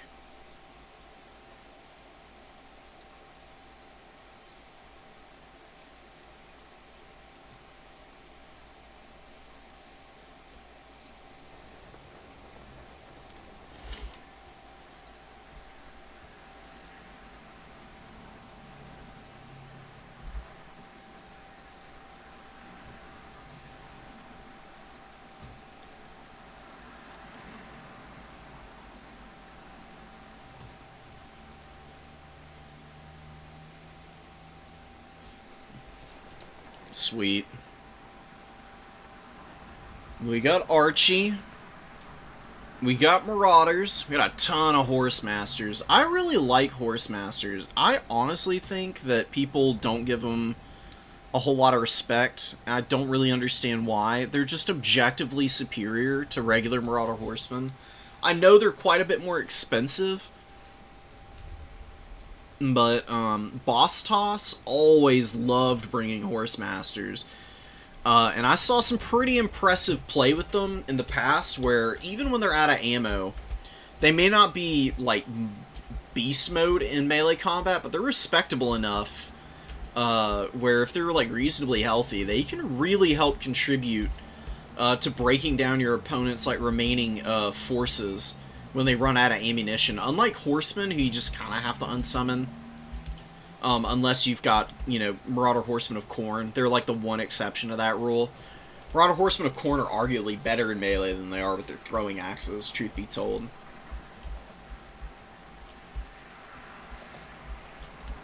And that's kind of the fun of the game. Finding all the little weird, like, exigent circumstances that kind of flip common knowledge around on themselves, and, like, people can really, like, express, like, skill in domination mode. Because it's such a concentration game. You know, you cannot blink for a moment sometimes without, like, losing some substantial forces in this mode. You can never, ever get complacent. And really high-level games end up being just knockdown, drag-out duels. Look at all these disgusting corpses. Low poly as hell. Honestly, it kind of makes it look, though, like they kind of melted together. You know what I mean? Like they were all burned, and then that's just like the weird, like, smooth, burnt flesh remaining. And it's all kind of like puddled in on itself. What the hell did they get stabbed with? You just got attacked with, like, got javelins sticking out of them. Some of these guys still have their weapons. I'm guessing these are little dark elf tents. I mean, that's what they look like. All kinds of cool little alchemical concoctions on them. Some boxes and stuff. Anyways, enough about the map. I just love looking at all the little features on them. You can find some cool little stuff. Horsemaster's going to be taking the 2 and the 1. We've got Nurgle throwing axes up on the number 3. Soul Grinder of Nurgle, not the Noxbringer. Which is fine. I mean, it still does respectable damage. It just doesn't destroy ammo, so it's a little less powerful against the Horsemen. Keep it from the foe. Chipping away. Does it not have the, it doesn't have the vortexes, does it? That's very sad. Noxbringer leaves a bunch of stinky little vortexes on the ground when it shoots. This thing just does the raw damage with the missile. Forsaken and Marauders pushing in. Some more Marauders out here. Soul Cannon. Or the Soul Cannon. Soul of Damnation, Hell Cannon. Shot coming in here on the Soul Grinder, doing big damage. You know, taking about 300 HP off this thing. Or really closer to 400. Another shot coming in. Slowly wearing this thing out is definitely the way to go about it. No reason to overextend your Horse Masters up to try and shoot it. Just use your Horse Masters on the edge of the point to really like poke away at any infantry that come up on here while holding the point. Wow, a Chaos Giant comes out. No freaking way. Super cool. Love these guys, dude. They're very lightly armored. They can be a little vulnerable to missiles, of course, but they do have a lot of weapon strength and good melee attack. They can do a lot of damage. Nurgle Horsemen taking fights against Horse Masters. Horse Masters are going to win this. It's not going to be super quick, but surely incoming. Curse of the Leper going down, which is, you know, kind of cheeky. The issue with using Curse of the Leper here is that Horse Masters, they will win the fight, but they don't do enough damage for that to really make a big difference, and a Terror Rout actually goes down on the Marauder Horseman anyways. Archie moves over, the Soul Grinder just continuing to take big damage. The Giant got a couple swings in there. Javelin's hitting it. More shots from the Soul of Damnation coming down. Remember the leadership debuffing that it inflicts upon units really stacks up on the low leadership horsemen pretty quickly. And look at that. Terror Routs from Archie just wreaking havoc on the poor Nurgle forces. We did see a pretty decent timing Searing Doom on the Forsaken over here, but they are massacring the Forsaken. Or not the Forsaken, the Marauders. These Marauders over here do have the great weapons. They lose out to the Marauders of Nurgle. Some more horsemen coming in. Oh, these are Chaos Knights, but Marauder great weapons and another Marauder unit kind of hanging in there. Good collapse, though. Beautiful shot from the Soul of Damnation. Just keep this thing alive, and you should be able to win this. It's definitely not going to be too insurmountable. Nurgle does have a lot of healing available to them. They do have the passives, and they're just going to be spell spamming to victory is the idea, at least. We'll see if it actually comes to fruition. Marauders with great weapons fighting against the Forsaken. A little bit of pandemonium here. They're kind of pushing past the Forsaken, taking a lot of unnecessary damage, and a Terror Rout goes down. Very unfortunate for them. Hellstriders getting isolated a little bit, and the Chaos Knights doing some good work. Really nice Searing Doom, but it does look like the Nurgle force is mostly going to avoid the damage. A little bit of the outside edge does clip these guys. Pretty good work being done there. Archaon on the retreat now. The Cultist and the Lord kind of hounding him currently, but he does turn around with the support of the Giant. This is going to be an easy win for Archaon and the Giant. I'm kind of liking this guy. This dude's actually getting some pretty good damage going. And they're insanely difficult to break. Giants have 100 leadership at base. They do not give a single flying F about anything. Oh, another really good Searing Doom coming down. Nurgle desperately trying to get out of the aura. Piling Forsaken in on top of this, though. Devastating. Same with the Marauders, and now the Horseman Corps. Look at the Horsemen, dude. Oh my god. This is vile. Just an unending tide of Javelins out on the field for Broccoli right now. Almost no infantry presence. Few Marauders trickling out. Forsaken just getting pin-cushioned right now. Continuing to pile in the fire. We got the Chaos Knights, but they're not going to be able to catch these Horsemen at all. And the Giant is anchoring this point so well right now. The Nurgle Horsemen really do need to be like pushed up to try and help out. Archaon does get caught. He is going to take a decent amount of damage, but the infantry support should be close enough. They should be able to close the gap and help him out. And the Searing Dooms just keep pushing stuff off of him.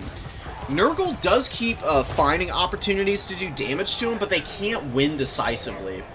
And if I had to guess, Broccoli's going to play pretty cautiously with Archaon from here on out.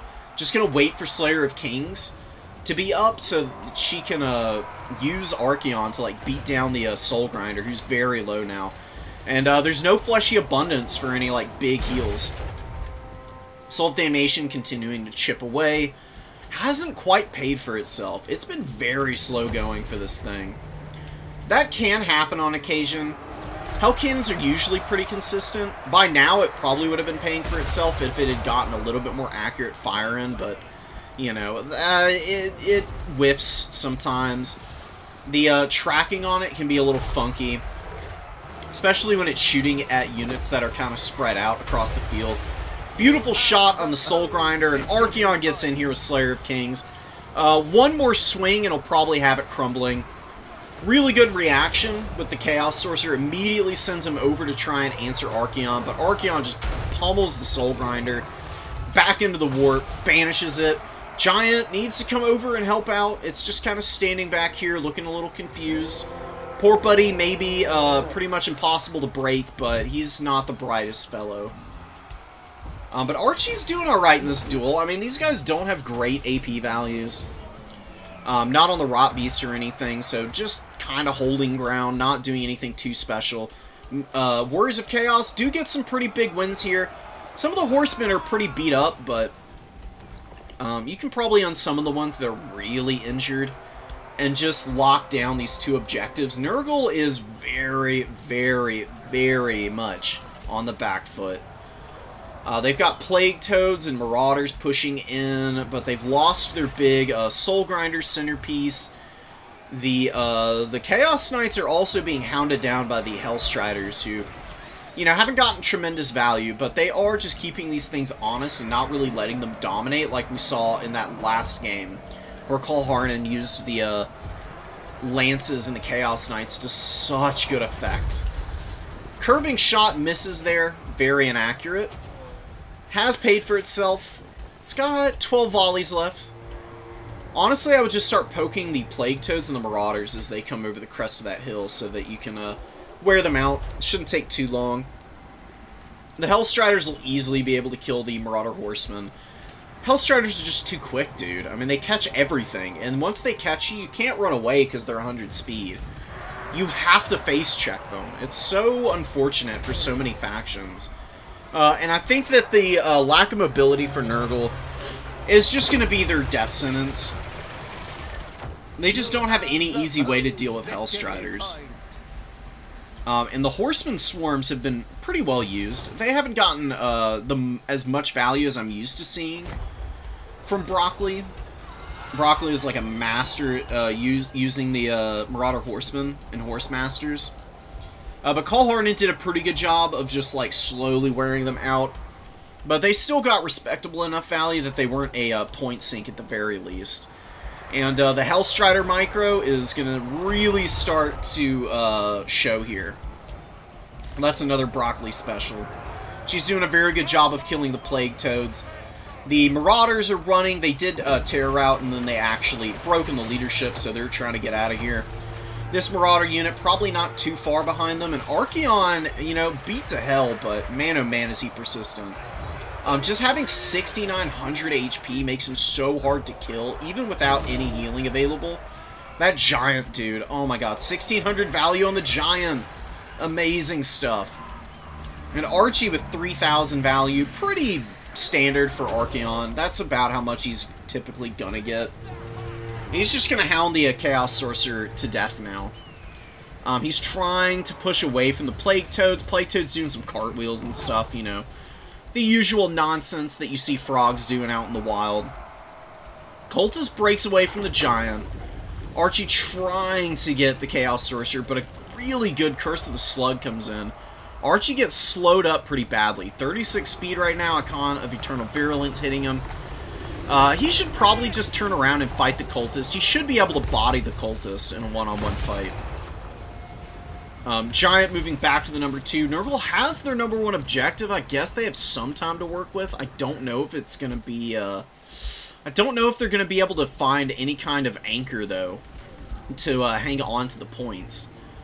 The Marauders of Nurgle are taking the number 3. Broccoli should probably just surround these guys with Horsemen and just chip them down. That does look to be the plan, to try and save the point. It's very close to flipping, but there is some pretty good buffering here. Wow, and the Knight's Immolation for the late game. Super cool unit. They've got Searing Torrent, which actually does a lot of damage if you drop it on armored or unarmored targets. Better for unarmored stuff, but it does just chip away at HP pretty effectively regardless. Good engagement there. Terror routes from the Chaos Giant coming into play here.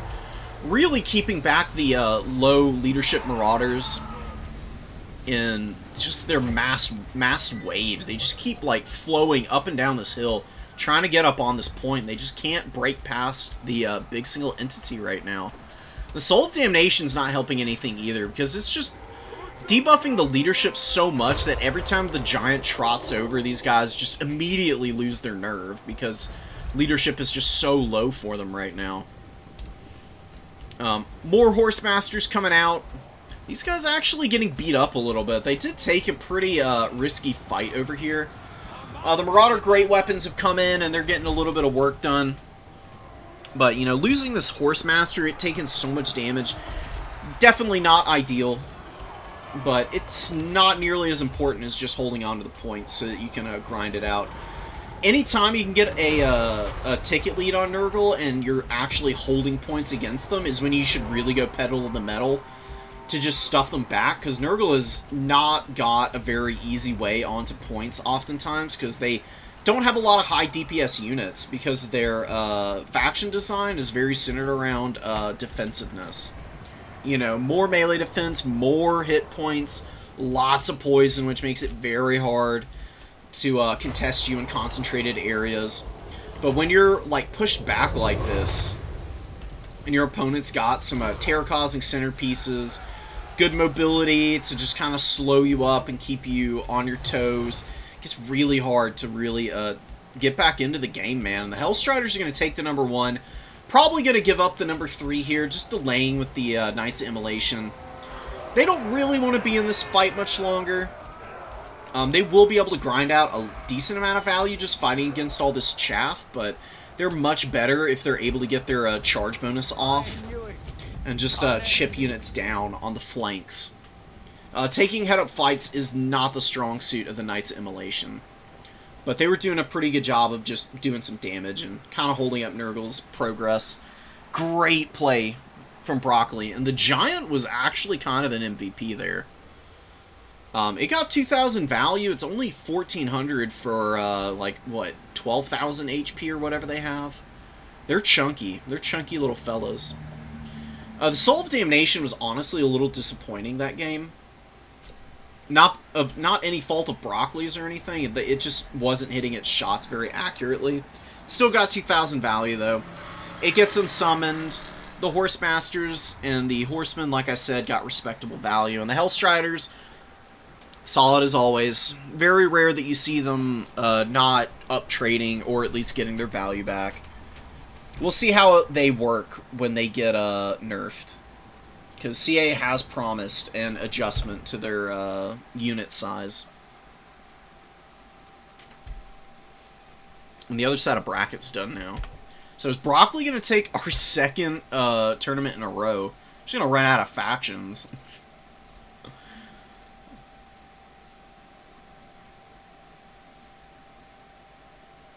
Ah, interesting. Alright, guys. Let me make the lobby. We could have kept that one that we were already in.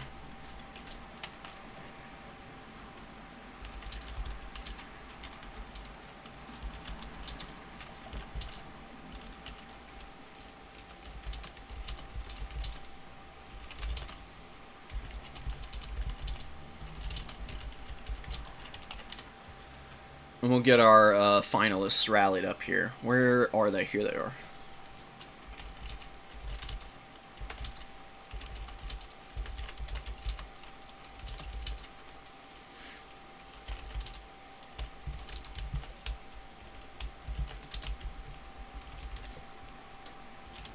Boom. So we're going to have a Warriors of Chaos versus Tzeentch rematch here. I'm very interested to see how Broccoli adjusts the build. Because Demigod did get the win last time they played. It was honestly pretty close. I think Broccoli should be able to adjust the build to answer what Demigod's probably going to be bringing up. But I mean, Demi might just do something totally out of the box. I mean, we did see one replay earlier with a build like that.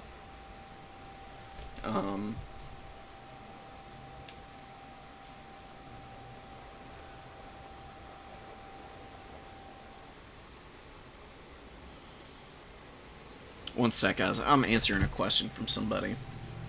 Anyways, where was I? Oh, like I said, Tzeentch, with their builds, they can skew very heavily towards, you know, like, very specific play styles and, like, terms of execution. You can do, like, mass infantry, you can do full kite builds with Tzeentch pretty easily. Full kite's pretty strong for Tzeentch. They can do character sniping better than any other faction, almost. Thanks to the DPS from, like, Changebringers and then Snares. Blue Fire of Tzeentch is pretty good as well.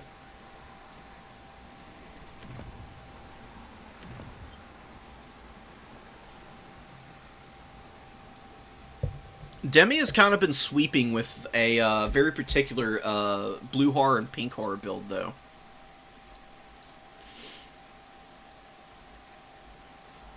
And he's been very good at executing it.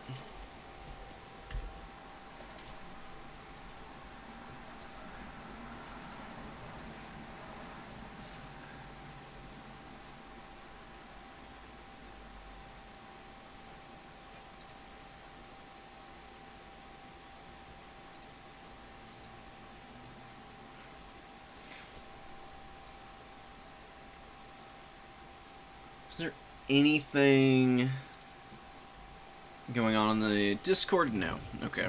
We'll chill.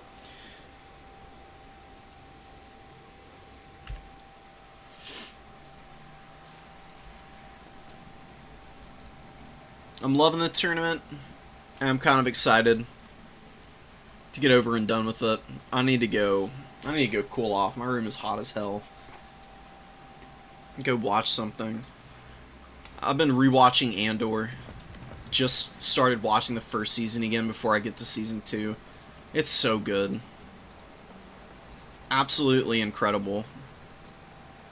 If anybody hasn't watched it, it's like the only thing on Disney Plus that's worth subscribing for. I would literally sign up for a month just to watch Andor and then cancel my subscription. But luckily I've got a friend I'm watching it with who's got one, so I don't need to do that. It's like the only good Star Wars media that's come out in a while. Not to throw too much shade at the Disney stuff, but it really hasn't been very good. They've been pretty scummy about sidelining some of their performers as well. Especially John Boyega. I don't know if anybody is familiar with all of the drama surrounding that. Andor, though, seems like everybody is having a pretty good time making it, and it really shows in the quality of the show. The writing is awesome. And if anybody who is watching Andor has never seen any other Tony Gilroy, like, stuff, you need to watch Michael Clayton, which is one of his movies from, like, 2008, I think. That is one of the best films I've ever seen. It's honestly pretty similar. It's not sci-fi or anything, but it's got that same, like, style of writing and just expertly crafted storytelling that is just fascinating and compelling. It's very character-driven. That's always the thing that really sells me on a show, is if it has a lot of compassion for the people who inhabit the world that the writer is creating. You know?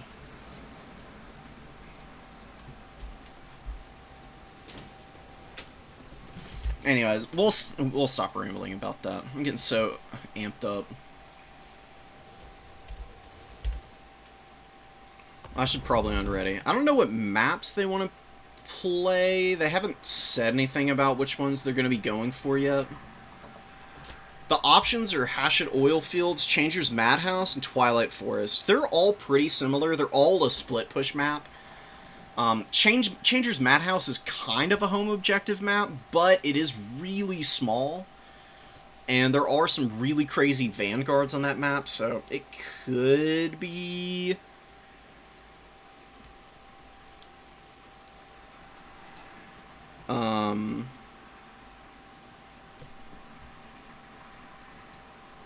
It could be pretty favorable for either side that goes really skirmish heavy.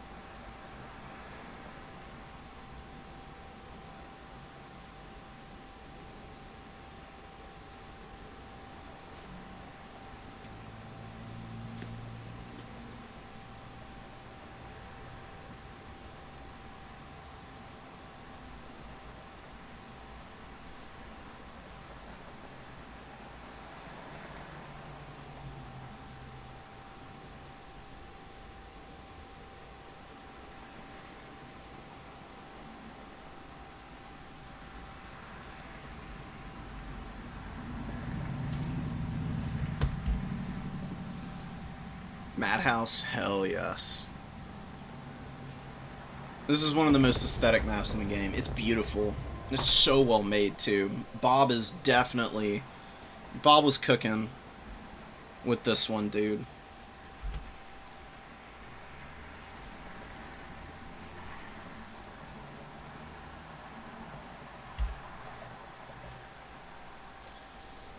So, like I said, there's some home objective play here. Like, you've definitely got one that's a little bit closer to your spawns, but it's not that much closer. You can play the objectives on the sides super aggressively on this map. It just depends on how much of a, like, stomach for risk that you have, you know what I mean? Like, how much of a gambler are you?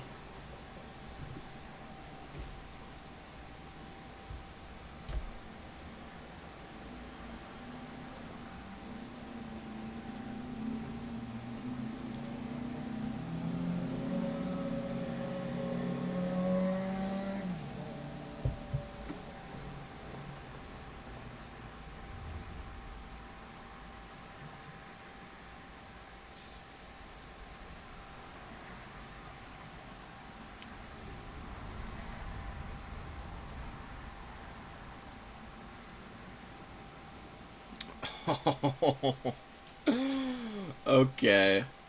So both players going for totally retooled builds. We got Valkia, we got a metal sorcerer. Pretty good choice. I mean, it's got some very flexible options here, magic-wise. Doom Knight ROR and a regular Doom Knight is going to be Broccoli's build. And what are we going to get for, we do have, I mean, we got Sartorial and we got Acold on the other side here. And I'm pretty sure it was a Chosen and the Severed Claw. I don't know what the reserves look like for either player, though. So, I would say that, like, just right off the rip, Broccoli's going to have a little bit of more control over the side points. It's going to be like a pick and choose kind of deal. It's going to be very hard to push wherever these, like, Chosen and the Severed Claw are. And Acold's also going to be pretty good at anchoring the points. And these objectives are, like, itty-bitty, which is another thing. So just, like, Chosen here, Severed Claw here, control, like, the entire circle. And then you can use Acold to run back and forth between the points because, you know, he's only got 35 speed, but the points are pretty close together. They're really not that far apart. And he's got perfect vigor, and he's pretty safe to, like, send him between points for the most part. He'll easily beat Valkia, so Valkia is not going to be able to, like, jump on him. to return victorious. Then you may regale each other with your stories of bravery. But now, we fight! Yes. Valkia's speeches are absolutely goated. Knights of Immolation moving up here, regular Doom Knights in the wings. Chaos Sorcerer of Metals on the Manticore with Final Transmutation and Plague of Rust. Got Demon Shield Sleipnir, and yeah, we got Final Transmutation Searing Doom on the other side. Rock of Inevitability here as well. Really good item. Sartorial went from being like niche to pretty much uber meta. Like, if you're not bringing Archeon, you're probably bringing Sartorial. And this item is one of the reasons why it's such a big debuff. Lasts 22 seconds, lowers melee defense speed and charge speed. Like, all of the really worthwhile stats to debuff for the most part. Good Javelin Fire, but, you know, soaking it up with the right kind of unit, right? These guys got the Overshield, they're just pulling back. They're going to get the shield back up before they even think about re-engaging, and they'll be very good for controlling the air. And if Tzeentch fumbles around too much with the Horsemen, and the Doom Knights get a really good charge off, it's going to be bye-bye Horsemen, because Doom Knights are very good when it comes to, like, killing lightly armored units. They're excellent at sweeping up mobility fights, especially with their charge bonus and weapon strength, kind of going hand in hand with one another. Oh, and the Soul of Damnation was in reserve, bringing it out, seeing the Chosen Halberds, which is just awesome. The Chosen are just going to be helpless in the face of the fire from the Soul of Damnation. It is going to farm value off these dudes. Already up to 200. Way better performance right out the gate than in the last match we just saw. So, we saw in the last game that Demigod was able to shut down the Soul of Damnation with a good Fury Dive. But I don't know if Broccoli is going to be leaving it open at all for that kind of play this time around. Chosen taking some big damage. They've lost about 25% of their HP. Pretty much exactly, in fact, yeah. More shots coming in. They're dropping models slowly but surely. Good value lead for Broccoli up to this point. 500 on the on our boys. The Soul of Damnation back here. These little dudes crewing the artillery piece and just having a good old time firing it off. Shot going down onto the Shrieking Skyrays. Unfortunately missing. It's kind of hard to shoot flying units with the Soul of Damnation. You can do it, it's just not nearly as accurate as you might want it to be. Did they use their... They just used their Lamprey's Bite on something. What did they try and hit? Doesn't seem like it did any damage anywhere. I think it may have gotten used on one of the horseman groups here. And just not impacted against anything, really. Chosen get on the back point. Forsaken chilling. Chromatic Abomination's getting bullied right now. And where do the Warriors of Chaos want to go in on? Broccoli could probably pull two Marauders around, or maybe just push them up onto the point to try and out-muscle the cap weight right now. Sartorial looks to be going into the back line. Needs to be real careful. He can get back here, and he can drop Searing Doom on the Soul of Damnation. He will do reasonable damage to it. Dodges really nicely there. Nice Plague of Rust. Javelin Fire coming in. He's only got 40 armor, so the regular Plague of Rust is more than enough to get him down to like 10 armor, to where he's basically just insanely squishy to any of the pressure from those Javelin Cav. Searing Doom takes a lot of HP out of the soul, but it's still alive, and it's working on the Severed Claw now, which is a pretty good target for it. It will start to kill models here now that the shield is worn off them. Good shot going in there. Really beautiful, upgraded Final Transmutation, hitting pretty much Broccoli's entire air core. Not super sold on whether that's going to be enough, though. I mean, as much damage as this is doing, you get hit by one in return, and that's going to kill the Shrieking Skyrays. Oh, wow, it's actually targeted on the ground, and Sartorial gets out of the AoE. We do get a lot of fire coming in here from the Javelins. Centaur's waiting in the wings as well to attack the Knights of Immolation now that they're landed. How are they going to do grinding out value against these Centaurs? That is the big question. Sloupnir comes down, big damage on the Centis. They're very blobbed up. It's excellent at hitting in against light armor. Falls off a little bit against armored targets, but still fairly effective. And the value did equalize for a minute there, but I do think Broccoli's going to be pulling out a pretty big win here. Knights of Immolation get back up in the air. Still very healthy. Valkia needs to get off the ground, though. She does not want to get trapped down here. That's what I'm worried about. And there's no Searing Doom to really punish blobbing up around Valkia either. She's very low mass, but she does kind of squeak out the edge. You need to stop Sartorial. He's going to be a real jerk to her. He's just continuing to kind of wail on Valkia right now. Really nice Final Chance Mutation. More damage going down on Sartorial. We get a really good engagement coming in here now. The Manticore Caster and the Knights of Immolation. Oh, but another beautiful Final Chance Mutation. Nailing all of Broccoli's units. Dude, just Final Transmutation has basically gotten Sartorial 4,200 value. 4,400? 4,500 value Sartorial. Oh, and the Tzeentch army ability going down on Valkia, trying to snipe her. Dodges this Soul of Damnation shot. Still hasn't paid for itself, dude. Centaurs get a good engagement on the poor Doom Knights out here. Knights Immolation get the counter charge. Hellstriders coming in as well to get the Centaurs. Centis are going to die here. They're not going to be able to escape.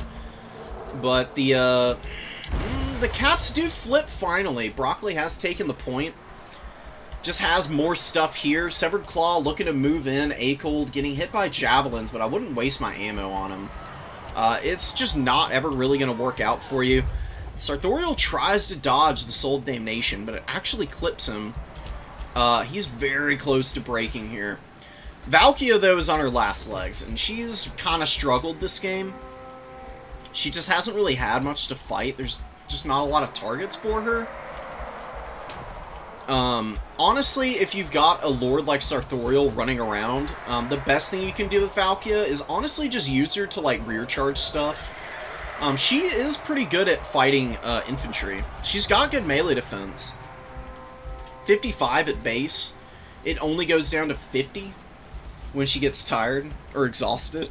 Exhausted, I should say. Excuse me. Which means that, you know, she can just sit in there and just wail on these guys all game. She does lose her Frenzy because of the leadership being really low on her. Really the only time you would want to take fights against Sartorial with Valkia is if you have a Demon Shield up. Otherwise, you just look to support your allies. Knights Immolation are pretty low. They're trying to escape here. They should land on the ground. And actually, they are. Very nice job. Are the Skyrays... No, the Skyrays are not going to be pulled to the ground here. Caps are flipping for Tzeentch, but they did have to commit their Chosen back up to the point. Severed Claw as well. So much pressure from the Soul of Damnation. It has been so disruptive. Super punishing for the elite infantry. 2,300 value out of it. Number 3 objective is being captured. This is what I was talking about with the side points, man. And you had to pull your halberds and a lot of your infantry off of that objective so that you could take the middle back. And now Broccoli, with really good decision-making, immediately moves out to the flank. Takes it back, but Valkia dies to the Shrieking Skyrays. This is really bad. You definitely need something to come out of reserve to stop these guys from killing the Soul. Chaos Chariots actually get friendly fire there. That's brutal, man. That sucks. But the Zangors do get jumped on by the Hellstriders, and they are just saturated all over these poor little guys. The Zangors will hold pretty well, though. They're ITP as long as their Primal Fury is up. So they're not being affected by fear anytime soon. They'll probably grind out about their value back. I mean, this is why I love them so much. They're 650 gold. But, you know, they can actually eat cavalry charges pretty nicely for that very reason, because they're just so stalwart. The shield pops, but then they just fight back really evenly. The Forsaken, though, should be able to clean them up. And there was a really beautiful Searing Doom back here, punishing one of the Horse Masters. Not quite getting their value back, man. And what are the Knights of Immolation up to? Still looking for it. Searing Torrent has not really been used to this game. Chaos Knights of Tzeentch coming out. And another Doom Knight comes in and does attack the Shrieking Skyrays, who will trade okay into the Doom Knights. Doom Knights should win this combat. Not winning it nearly as quickly as I would like. Partially just due to the low model count on these guys, I think. And the Shrieking Skyrays do have pretty decent melee defense, all things considered, for a Shrieker unit. Soul Damnation continuing to fire away. Shrieking Skyray is going to crumble out there. Beautiful Tzeentch army ability on the number 2 objective. Forcing a lot of the Marauders out onto the edge of the point, and we do get a full commit onto the Chaos Knights of Tzeentch who are coming in here. Really not looking too bad for Chaos, though. They should be able to just hang out here on this point, but you gotta watch the friendly fire with the Soul of Damnation. It really just put a big beating on those Forsaken, actually, and causes a big break on your own allies. Yeah, damage by artillery, very unfortunate. You do get the point, though. You can probably hang on to it. Losing the number 2, this is such a close game. Broccoli scrapping for it, man. Sartorial's hanging out in the back. He is on his last legs. He's got 4,700 value, though. He's been a nightmare for the Warriors of Chaos to deal with. Some Zangors get up to the middle. Horsemen looking for the surround and might be able to break leadership on the Zangors. These Chosen Halberds have been on their last leg for a hot minute now, and they do break. Are going to be running. Akel just sitting here, though. He's been nice to have, just for his presence alone on the points. Chaos Knights moving in. So the Doom Knights don't want to get the charge off here quite like this. They're better off going in and attacking from a full surround, where I think they would do a little bit better. Valkia lands in here. She should be able to kill individual models of the Chaos Knights pretty quickly. Her damage is great against targets like this. This is the kind of unit she wants to be fighting for the majority of a battle. She just hasn't had that opportunity too often this game. Tzeentch Fury's landing on top of the Horse Masters and doing a pretty good job of hounding them down. Another Horse Master on the other side of the field here could move across and help.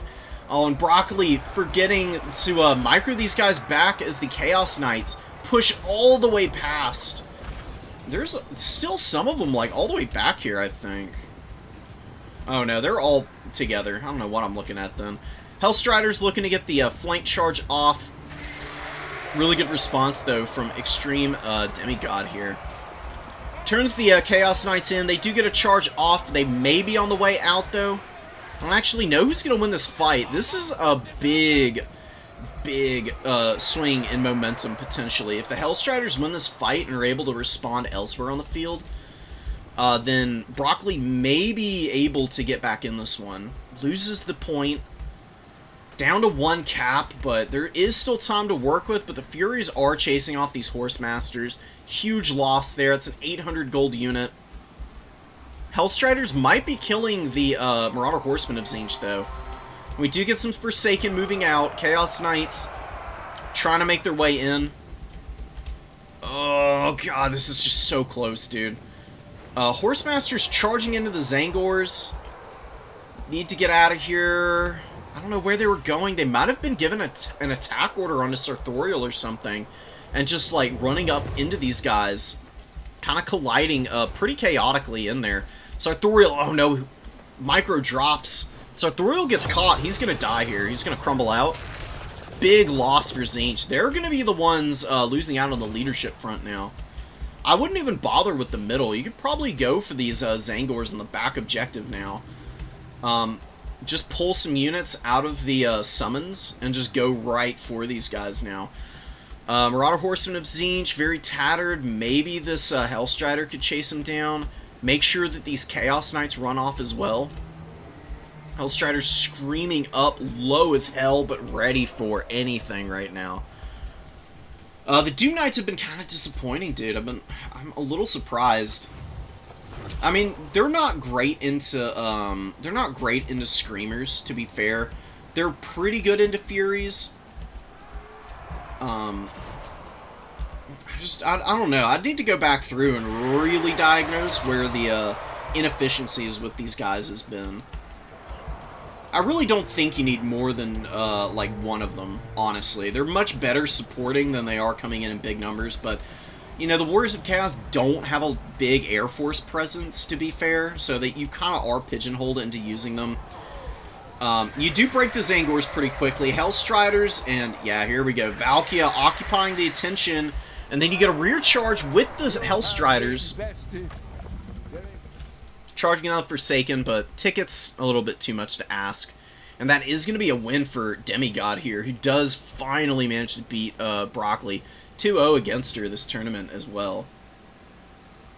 The final transmutations were devastating.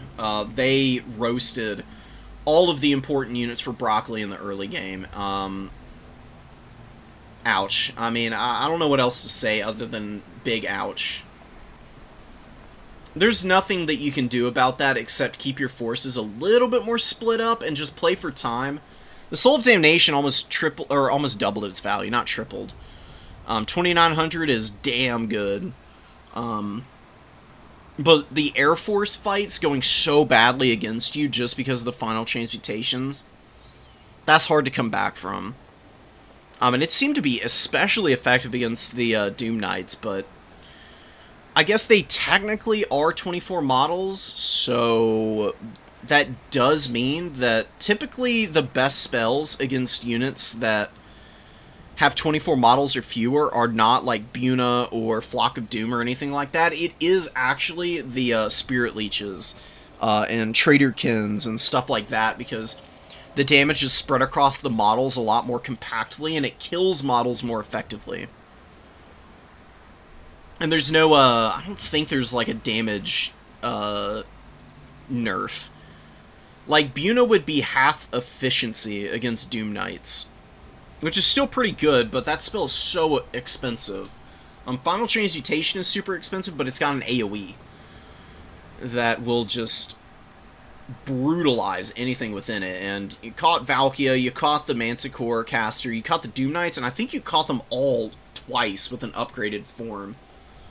So, you know, Valkia had the spell resistance. She was able to survive it, but that is a lot of damage for her to take on 5,600 HP, and Sartorial and some of the Tzeentch army abilities were able to finish her off. So just expertly played. Demigod with a really clear understanding of the strengths that Tzeentch has, and kind of calling Broccoli out both times they played in terms of build.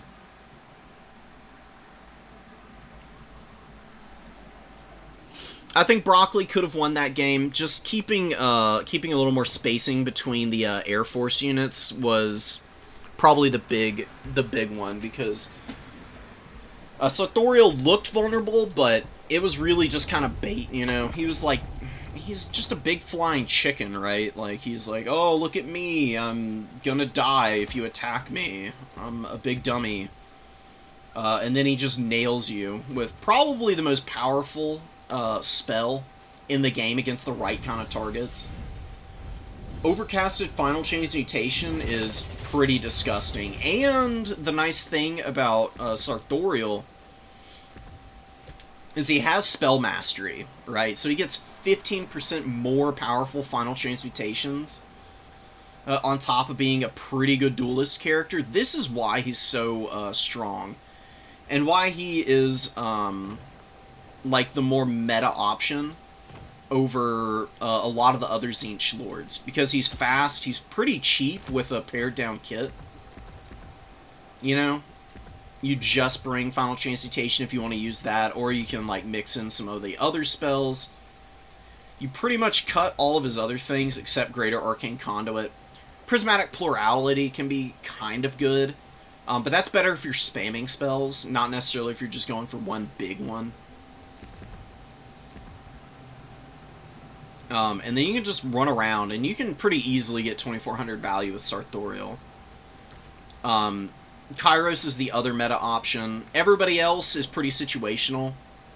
Sartorial and Kairos are good in pretty much every matchup.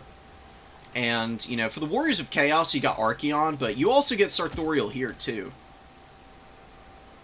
So, he can do really well for the Warriors also, because Archeon, as good as he is, there are definitely some matchups where he can be a little lacking.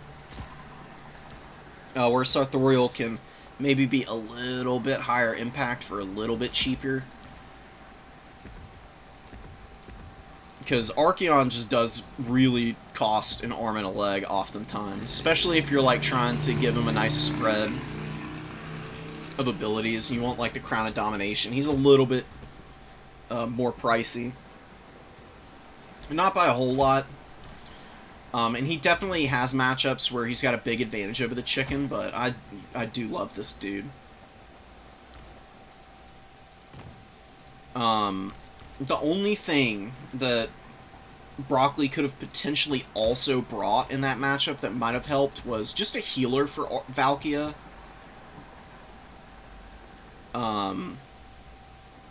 Where is he?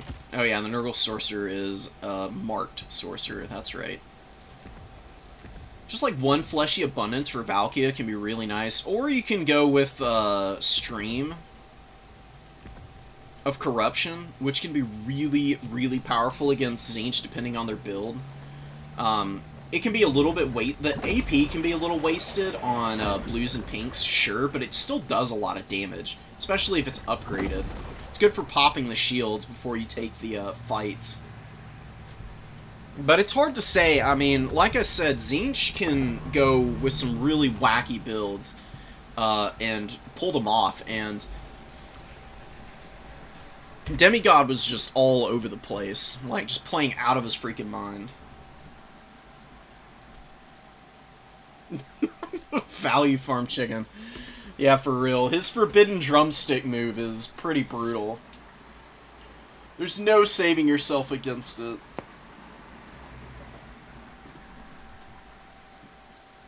Dom is really fun. There's definitely some cheesy aspects to it, but dude, just the pacing of stuff and having the more traditional like RTS elements is so nice. You get so much more flexibility with your builds and what you're going to be like bringing in. And sometimes, you know, like sometimes the games can go by pretty quickly if people are like kind of mismatched in skill. But that last game between Broccoli and Demigod, you get people who are evenly skilled in domination mode, and you get some of the most hype game moments in any RTS I've ever seen.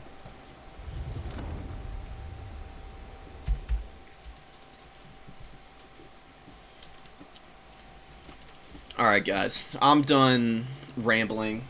We had a really great tournament. Let me make sure everybody gets their due.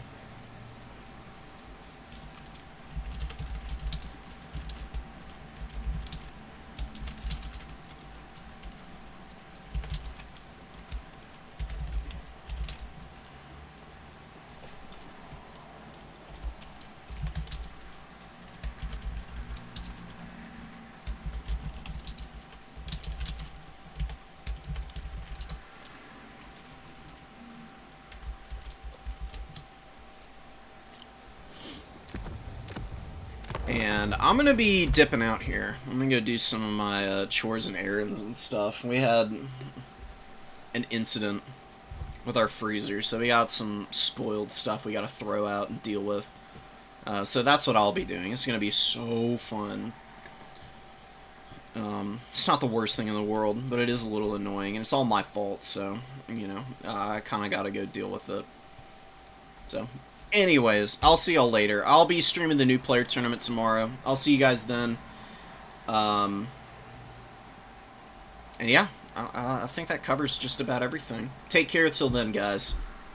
Peace.